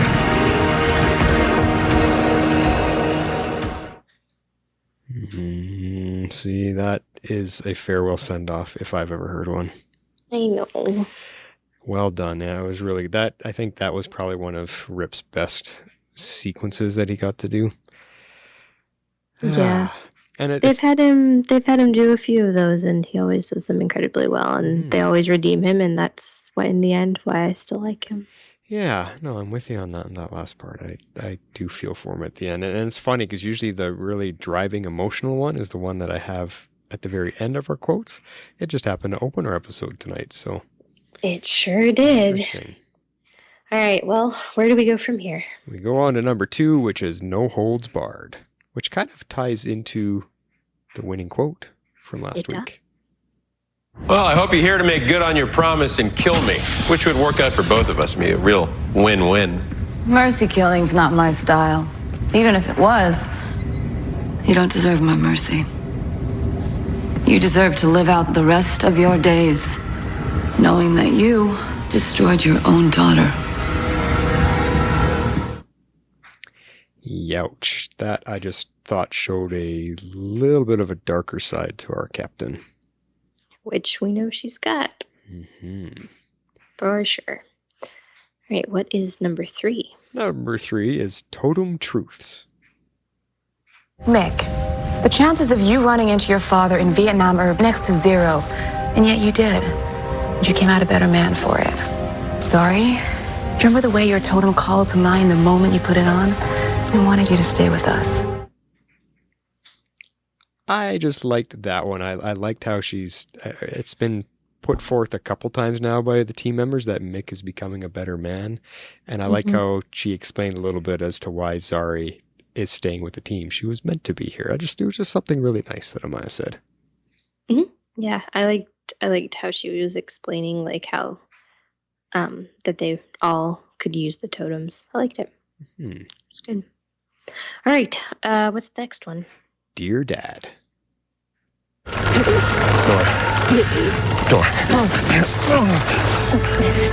Dad, why? Because I love you. And I couldn't watch you become a monster. Like me. I've actually got some short scenes this time, which is surprising, but that one just... Oh, it just ties together how much Damien has turned, that he is willing to sacrifice himself for his daughter. I just love the line that I couldn't let you become a monster like me. Mm-hmm. Talk about full realization of yourself and your life and what you've done with it. Mm-hmm. Powerful. That's why I've enjoyed him so much this season. Yeah, and it just, I mean, for him to not want his daughter to end up like that, that's probably one of the most powerful lines I think he said this episode. Is just great.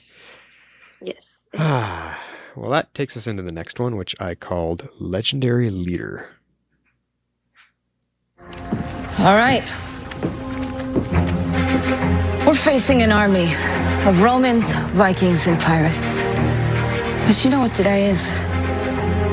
Today is the day that we prove that Rip did not sacrifice his life in vain. And today is the day that we prove that we are not losers.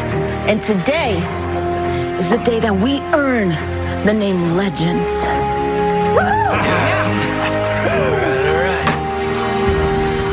Now, how do we sneak out the back? I'm just not expecting that at the end of that powerful speech. Nope, no one was, which is why it was so funny. Yeah, but it's just our captain being the way she is, like we talked about. She leads the team and they all love it. I think what I like about that clip, and I notice it more listening to the audio version of without the visual, is the music. Where I was complaining that Vikings, pirates, and Roman soldiers do not suit being on the Wild West streets, and it bugged me. If you listen to the music managed to mix notes of pirates, Vikings, and Roman soldiers, like period music from all three time periods somehow came together and created this one song. You could hear essences of each time period, and I loved it. I loved the musical score to that. Very cool. Yeah, I really enjoy the music on this show. They do a fantastic job with it. Yes. It's very well done. All right, you have to sing the name of the last quote. Oh, jeez.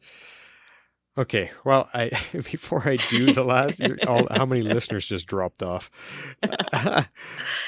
This is probably the shortest clip I have ever come up with for serious scenes. Oh dear. It's the end of the world as you know it. Well, hopefully this goes better than last time. All right. We have to believe in the totems, that they've chosen each of us. Well, this really is the end of the world then. I choose to surround myself with you guys.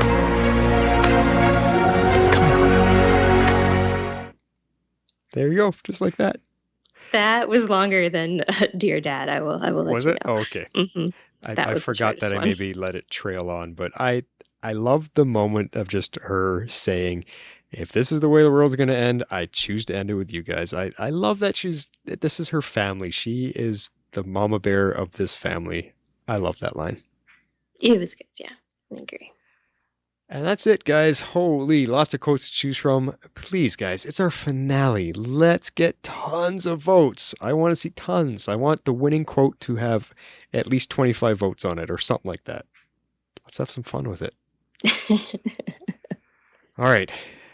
Because I already did it, it's time for feedback. Feedback. Planetary powers, activate! Wow, we got some feedback this week. So here we go. Like lots. This is awesome, guys. Yay. Just what we want for our finale. And we're going to kick it off with a voicemail from our friend Jeff X-Force11. Hello, Flash and Harley. This is Jeff X-Force11 calling in about the season finale of The Legends. I enjoyed the team up in this episode.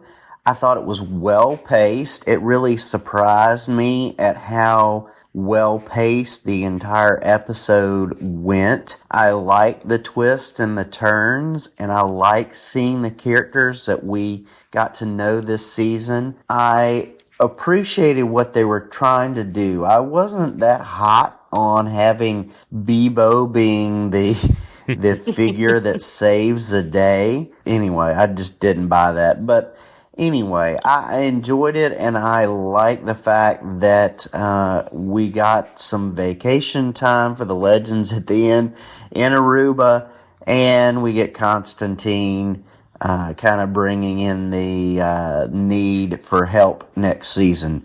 So I really appreciated it. I thank you guys for your work on the season, doing the podcast this year, and keep up the good work. X-Force 11 out.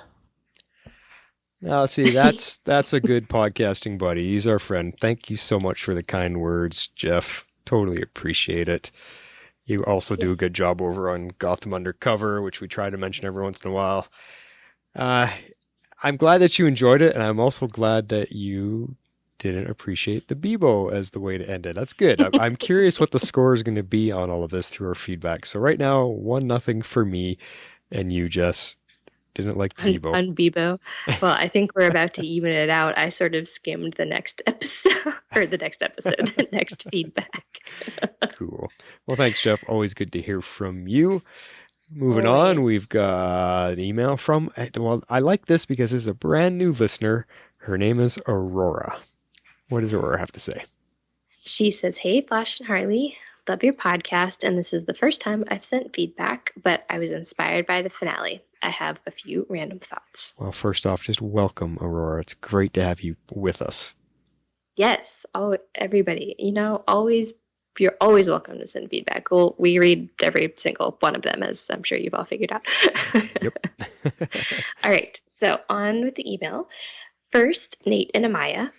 Even though it broke my heart to see them say goodbye, I love that we saw Amaya refuse to get her memory wiped. It explained why in the last episode, old Amaya remembered Nate. Mm-hmm. Oh, yeah. I was wondering, because remember I said, like, it happened so she fast. got knocked. Yeah, and she got, like, I was like, did she get knocked on the head? Did that undo, like, the memory thing? Like, what in the world? But that must be the time in between when, maybe when, like, Damien does something. I don't know. Anyway, that's kind of interesting. All right, next point. Bebo. I could not stop laughing throughout the entire fight scene between Bebo and Mallus the first time through. It was ridiculous, but it was totally Legends. I saw some people online saying that Bebo defeating Mallus was underwhelming, but we were reminded a few times that Mick, Nate, Wally, Zari, Amaya, and Sara were inside Bebo controlling his actions, so really our Legends defeated Mallus just in the form of a giant stuffed creature, which I found a fitting ending. Well, that ties it up 1-1. Yeah, no, I mean, it's a good point to bring up that it was truly all of the totem bearers had to, they were a part of that. Mm-hmm. But at the same time, I think it wasn't the fact that it was, like, I think it was just the fact that it was Bebo. Yeah. Like I said, like, even if it had literally been Voltron, that would have been more satisfying. It would have been better. Exactly. Or a giant, I mean, I know this isn't really that different, but even like a giant Care Bear would have been better than Bebo. But I know, like, I think on this podcast, we're definitely, and some of our listeners who agree with us, but we're kind of in the minority. Like, if you look online, like, and especially if you follow, like, the Legends of Tomorrow Writers Room, they think this is, like, literally the best thing since sliced bread. Like, they love it. And everybody on Twitter loves it. They love Bebo. Praise Bebo. So, Aurora, you're not alone. We just aren't on board with Bebo. Well, I'm glad that she enjoyed it. I'm glad that there are fans out there that are loving it and laughing and able to have a good time, because I don't want the entire fan base to hate on it like we are, and then we lose viewers and the numbers go down and we lose our show. That's all fine. We're here to express our opinions and feelings and as honestly as we can. So I'm glad you liked it, Aurora, and I just wish the Twitter world wasn't so crazy on it because that's just telling the writers to do more like that. And oh boy. Anyway, what does she say next? Last point I want to bring up is about Avalanche in this episode. I know my take on Sara and Ava may be biased, but I love them, so here it goes. Last episode, Rip said that Ava was special and that she was critical to this mission, which was explained in the finale. Oh, that's interesting. Ava was the one who convinced Sara that the legends were the exact people to wield the totems against Mallus. This led to the cute scene where Ava asked about the I love you, and then Ray busted in the door, ruining the moment. I kind of wanted to slap Ray. Everybody kind of sometimes wants to slap Ray. Well, and let me just interject there. Did you realize in that moment, while Ava and Sara were talking, everybody was standing around them in a circle listening into the conversation, and Sara was quite open and not hush-hush about it. She goes, oh, what, about the part where I told you that I love you? She was very upfront about it, and that kind of took me by a bit of surprise. Yeah, I was actually expecting to hear a comment from the peanut gallery that we never got. So it's sort of, in the way that they shot it, you felt as if it was just the two of them, but you were really aware of the fact that everyone was there listening to them at the same time. So, yeah, it's very interesting. Okay, she continues. Then, during the fight, when Ava called out, "Don't you dare give up on me, Lance," Bebo goes from getting beat down to doing the beating, complete with a come at me fighting stance, which was totally a Sara Lance move, which also reminds us that our legends are in control. Yeah, I actually only noticed that on the second time through, so I'm glad she appreciated it. I noticed it the first time around, but I was so shocked that I was watching Bebo defeat Mallus that I didn't really enjoy it. But I did on the second time around. I enjoyed that piece a little bit more. I chuckled a little bit. I was like, okay, that's funny. But anyway, she says, can't wait to hear what you guys thought of the episode, and I'm looking forward to season 4. Aurora out. Oh. Hey, she's with me on season 4. Well, I'm looking forward to this season. I want Legends to go on for 10 seasons so that we can keep doing this. There's just aspects I'm hoping they do right, and there's things I'm not looking forward to. But I hope, Aurora, that listening to this, you're not going to be too upset with me for kind of shoveling poop onto this episode, because that's what I felt like they were shoveling at me. Just glad you're here with us, and it's great to hear from one of our new listeners that's been with us. So thank you so much, Aurora. Yes, it was great to hear from you. Next we have... Sorry, what was that? Oh, I just said lots of good thoughts. Yeah. Oh, totally. She did really well in her first feedback. We have a voicemail from Northern Freeze, who we haven't heard from for a while, and then he sent in a sequel email, I guess, to his... Oh, how funny. So we'll listen to his voicemail first. Here it is. Hello, Flash and Harley. It's Northern Freeze calling in with some feedback on the finale. Wow. Really enjoyed it. Going to be giving it 8.5 Pirates and Romans and Vikings. Oh my. Loved everything that they did with it. Rip looking like he sacrificed himself at the beginning to buy them time to get away I did not expect that. Just the whole memory montage and his saying, and his line to Sara saying, I'm looking forward to being with my wife and son again, was just, I don't think he's coming back. Gideon doing everything she could to talk him out of it. I think that conversation alone between Gideon and Rip kind of answers some questions about why she was always, following his orders and everything throughout, the last 2 seasons, really. I think it's more than just captain and ship or, director and ship. I think that Gideon on a level loved him and just didn't want to see him go at the end of this. But anywho, I know some people will probably not appreciate where they went or how things turned out at the end. Personally, I really thought it was hilarious with the way it went. Uh-oh. 2-1. Part of me was starting to wonder if they actually, like, before we saw the end result of the 6 of them combining to create the creature, I was honestly starting to wonder if they got the rights to show Voltron. Me too. Me too. As it was, we got, Tickle Me Elmo. And that, I have to admit, I laughed my entire way through that infight. Okay. It was just hilarious, right from the Bebo hungry start charging out at him, right down to the heart-shaped mushroom cloud when they hit the ground.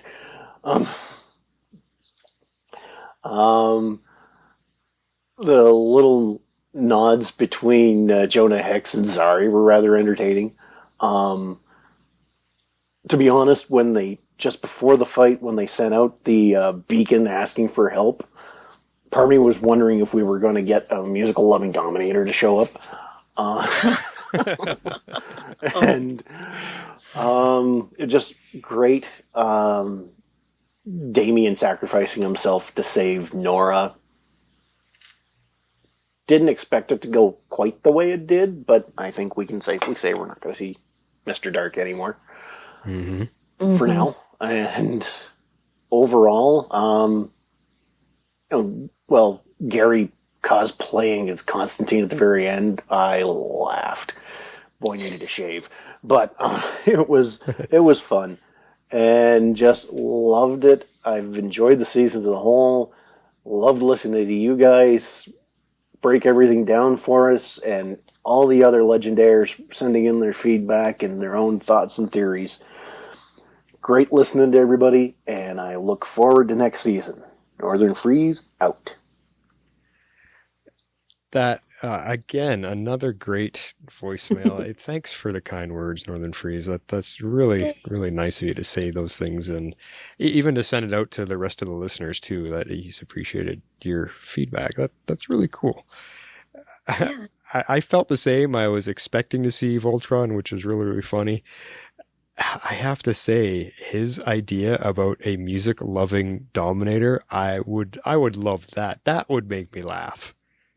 You hated the Dominators. You ranted about it for an entire episode. No, I hated the baby Dominator. I love the Dominators as an alien species. I didn't like the baby Dominator. Don't mess it all up.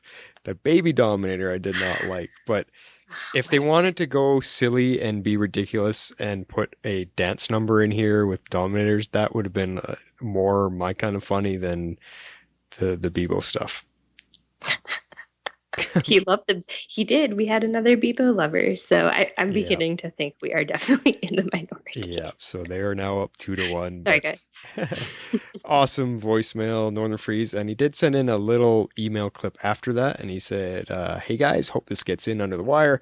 Just a quick thing that I forgot to put into the audio, but this is more related to the season as a whole than just the finale.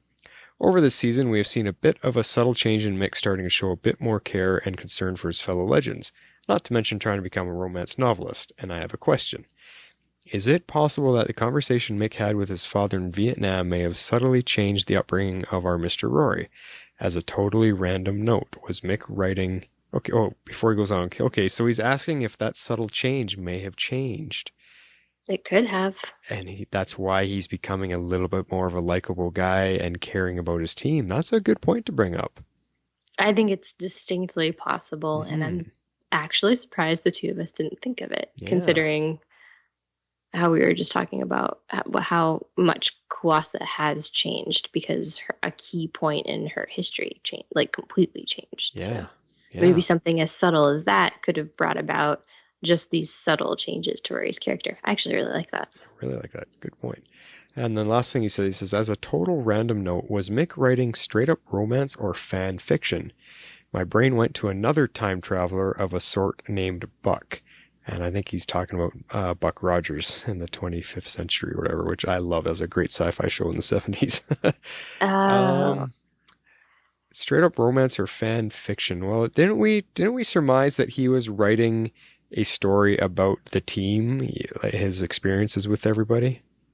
Yes and no. I think it was sci-fi romance, but he's kind of like envisioning himself as Buck in a lot of ways. Yeah. And I mean, like, some of the things that they described, I think were things that the Legends may have possibly done, but other things that they described we have definitely never seen on the show. So that's kind of, I just liked that when they were talking about the ending and how Zari was saying, oh, this would be, you know, a much better ending, and then like kind of drawing those parallels between Mick's character and his place on the Legends. Mm-hmm.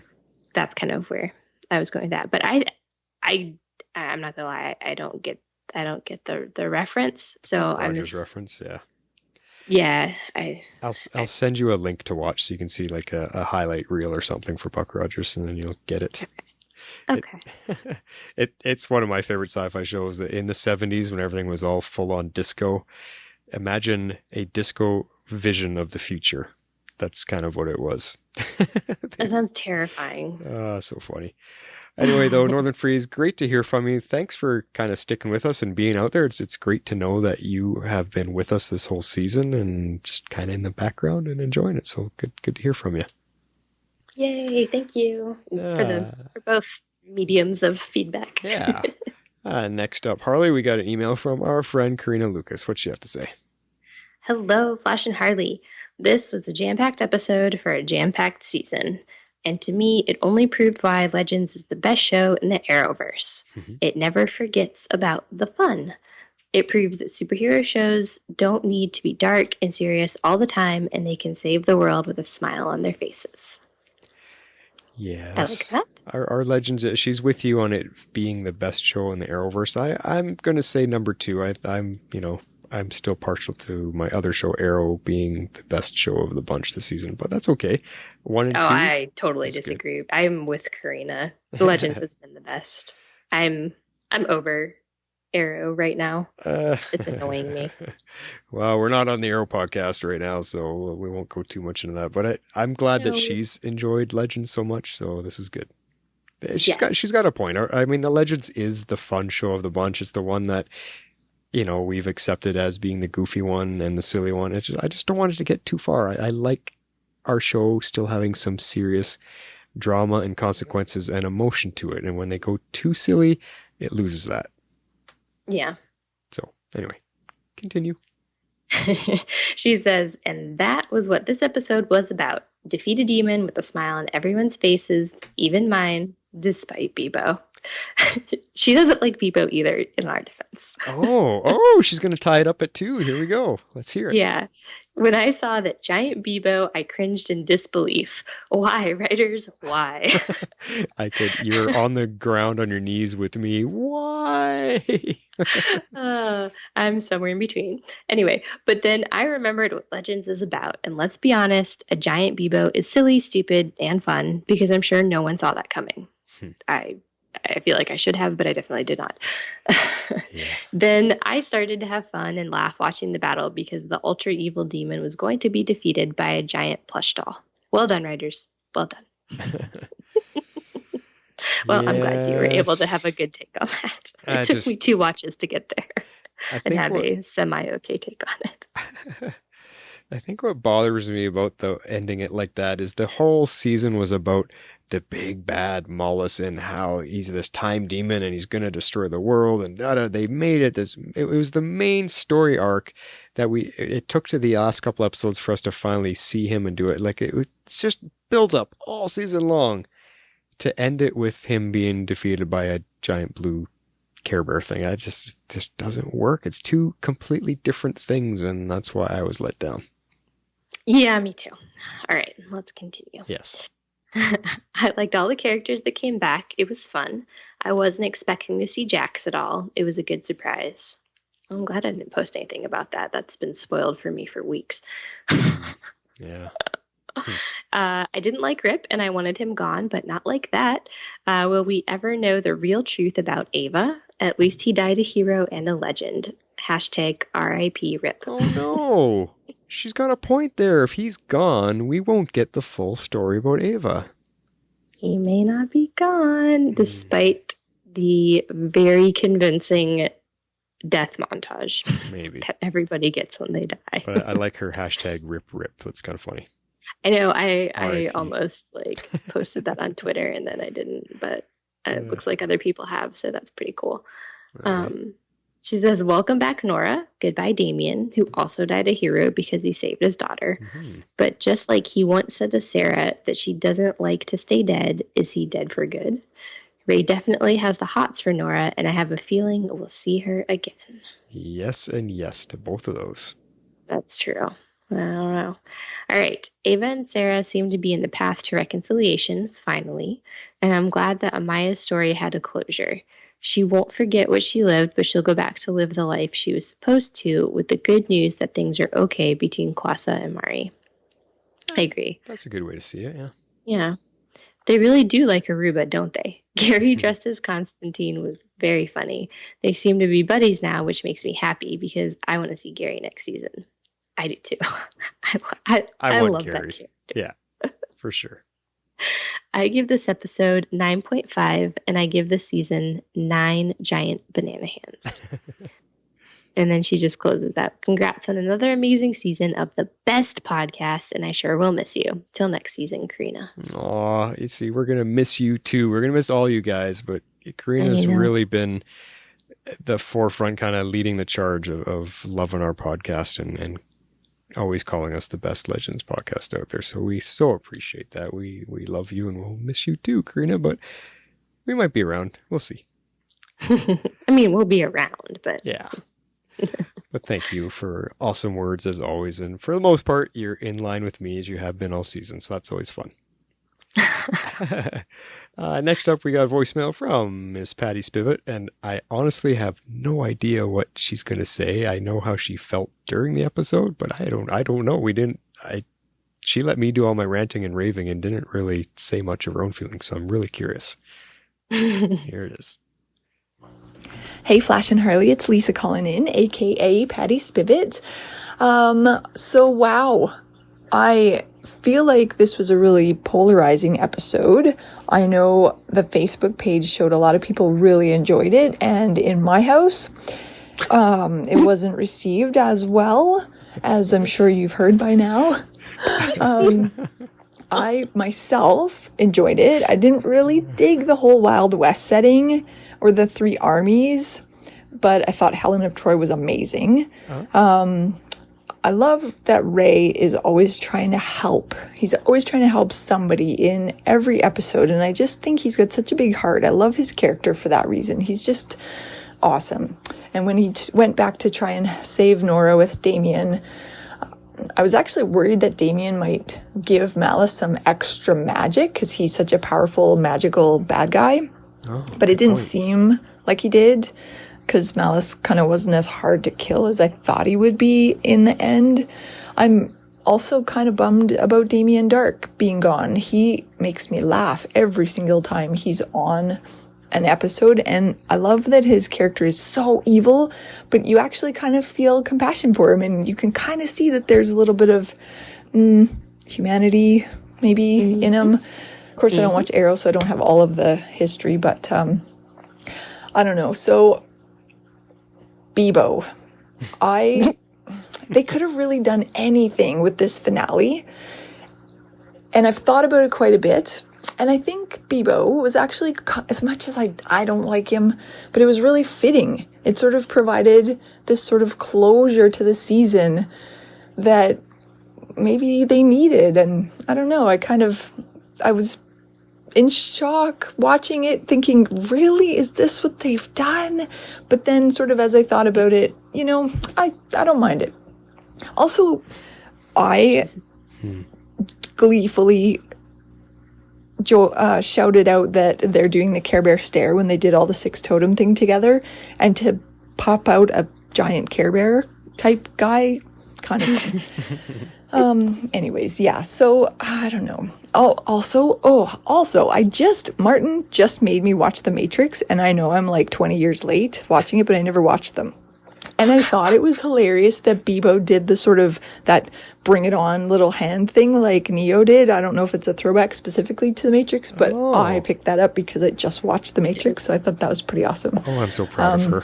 Anyways, I think I'm getting a little bit long-winded here, but Looking forward to the podcast, and I hope that we get some good theories come out for next season. I don't have any myself. I can't even guess what they're going to do. They sort of didn't leave it on as much of a cliffhanger, I don't think, because it's just more bad guys from Constantine. But anyways, I will look forward to the podcast, and we'll talk to you guys in September. What?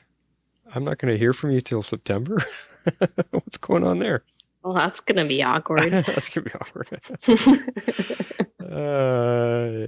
See what I mean? Flash needs to be with Patty Spivot. Who's Iris? She's funny. She is. I can't tell. We're tied 2-2. Where does she land on the Bebo score? What do you think? She said almost verbatim what I said. Like, I was in shock and very let down when it was Bebo that appeared, but on second watch, it was kind of like I got the inside joke kind of deal. Okay, so she still counts on she's that. in our camp. Okay, yeah, so it's 3-2 for no Bebo. All right.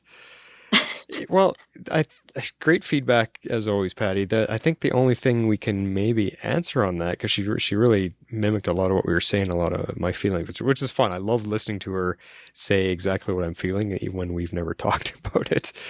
Mm-hmm. She asks about theories for next season because they didn't leave us hanging with much, and like they usually have, and that's a good point. It's a very small window they opened up. Like, possibly it could be about chasing down demons, but it might not. Like, we don't know. What could we theorize? Would they seriously base a whole season on a Constantine-based story arc, chasing down demons? I think so, based on what I've seen on Twitter. Not like in a spoiler way, just like in the fan reaction. And there's just so many people that have been pulling and pulling and pulling all season for Constantine, and then they announced him as a season regular, and like stuff just exploded. So I really think they're gonna pull him in kind of heavy. I think they're gonna try and make it lighter and stay in typical Legends fashion, but I do think we're gonna get more of the Constantine feel than I think people are used to seeing on this show. Well, if I can get any hopes up for that, is that if they do go a bit darker, edgier route because of Constantine, that might make our show a little bit more serious, which is where I want it to be, and not this far beyond the goofiness. So then that might be okay. If they work it that way, I might be okay with it. And I have to remind everyone, if they didn't even know this, the only reason we have Constantine here is all because of Stephen Amell, who plays Arrow. He's the one who pulled strings behind the scenes and did everything he possibly could to get Constantine to guest star on Arrow. And it's because of that episode that all of this has taken off. So thanks, Stephen Amell, for all you Constantine fans. Yeah. Yeah. All right, Patty, thank you for that. We got an email from ArcPhase, and he says, "Greetings, Wonder Twins. I have heard some mixed reactions about this finale, but personally for me, I think I enjoyed it to an extent. For me, the appearance of Bebo for the final battle against Mallus could have been better. The episode..." We're tied again. This is amazing. I love this. Is literally the most polarizing thing. Well, are we tied? Because Patty Spivot just made it 3-2 for no Bebo. That sounds like a no to me. He just said couldn't have been better. No, he said could have been better. Couldn't have been better, as in it was good. He said the final battle against Mallus could have been better. So he's against it, is the way I'm reading that. So I thought he was for it. Yeah. The episode had funny moments, but I think that final battle should have been more serious, considering the serious nature of who they are against. There, see? Yeah, it's 4-2. Okay. No Bebo. Funniest moment for me would be the first attempt at using the combined power of the totems.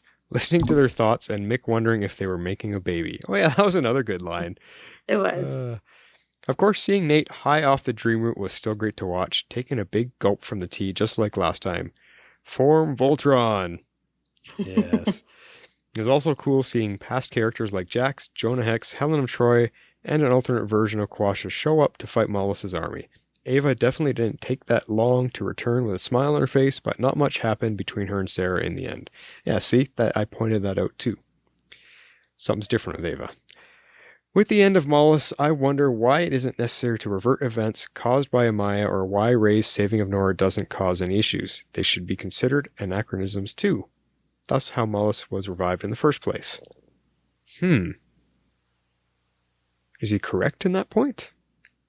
Oh, that they're anachronisms? Well, I mean, we already talked about Amaya reversing her entire course of life.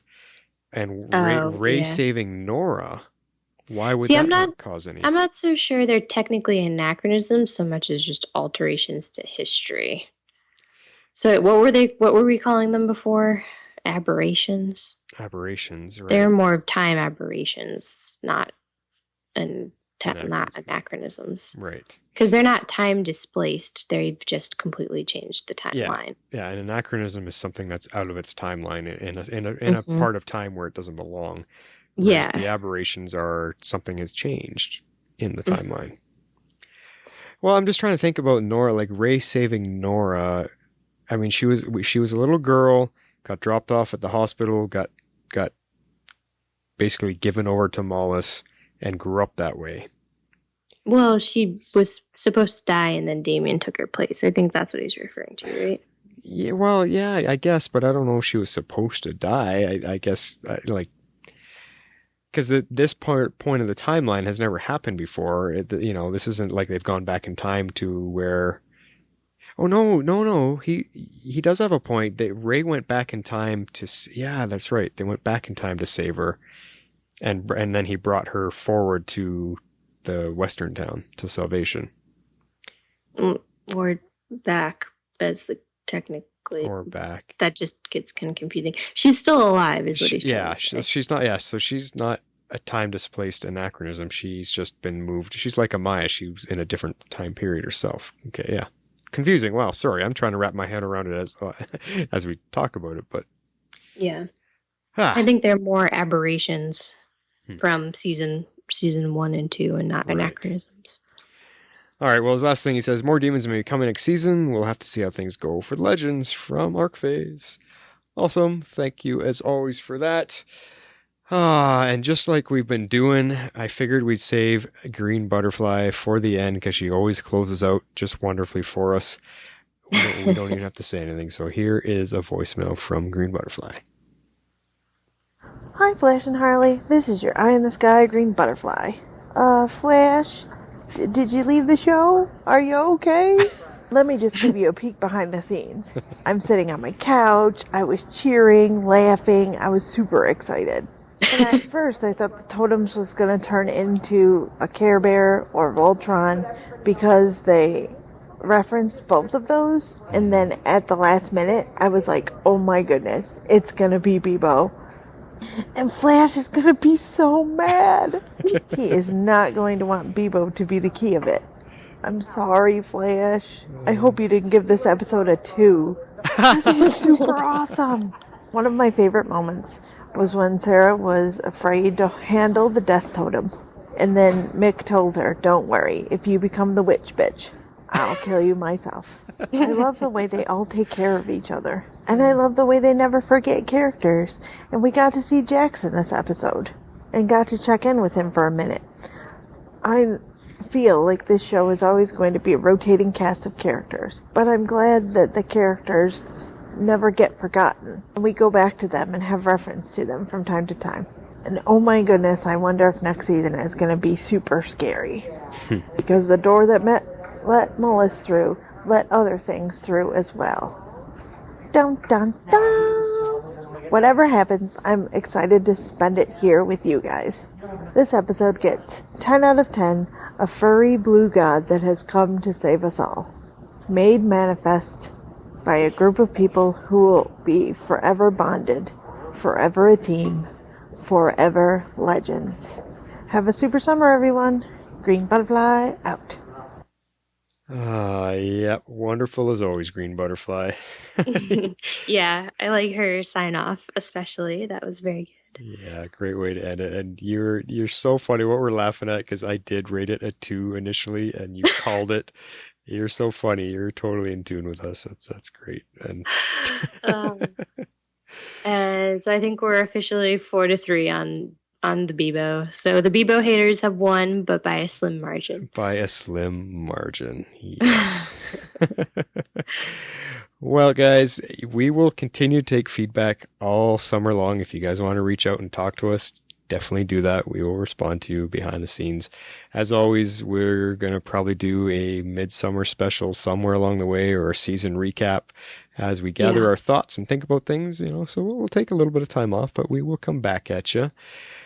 So yeah, we'll have, if you want to send us feedback, we'll bring it up then, and this is how you do that. If you would like to be part of the show, you can send in feedback to tomorrowslegends@gmail.com, spelled with one R. You can also reach us on Twitter at Tomorrow's Legends, also with one R. Join our Facebook page at facebook.com/groups/Tomorrow's Legends and become part of the community.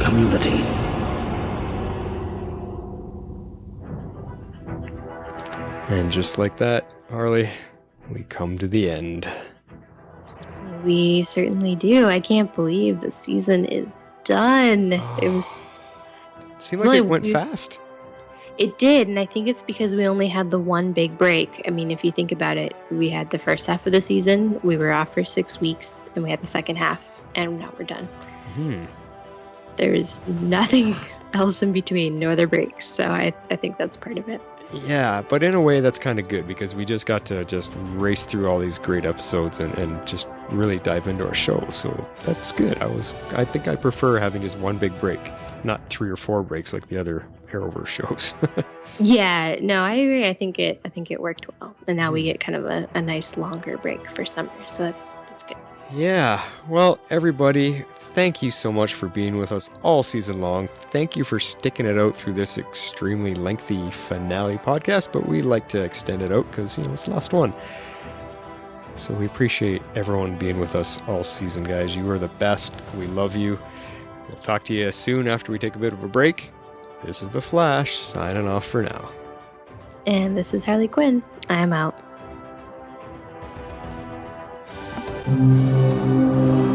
Tomorrow's Legends is not affiliated with CBS, Warner Brothers, or the CW. We're a fan-made podcast for entertainment purposes only and are part of the Cybercast Network. Find our show in Apple Podcasts, where you can leave a rating and review. We'd love that. You can also find us in Google Play Music, Spotify, iHeartRadio, TuneIn Radio, and Stitcher. Please share the show, and thanks for listening.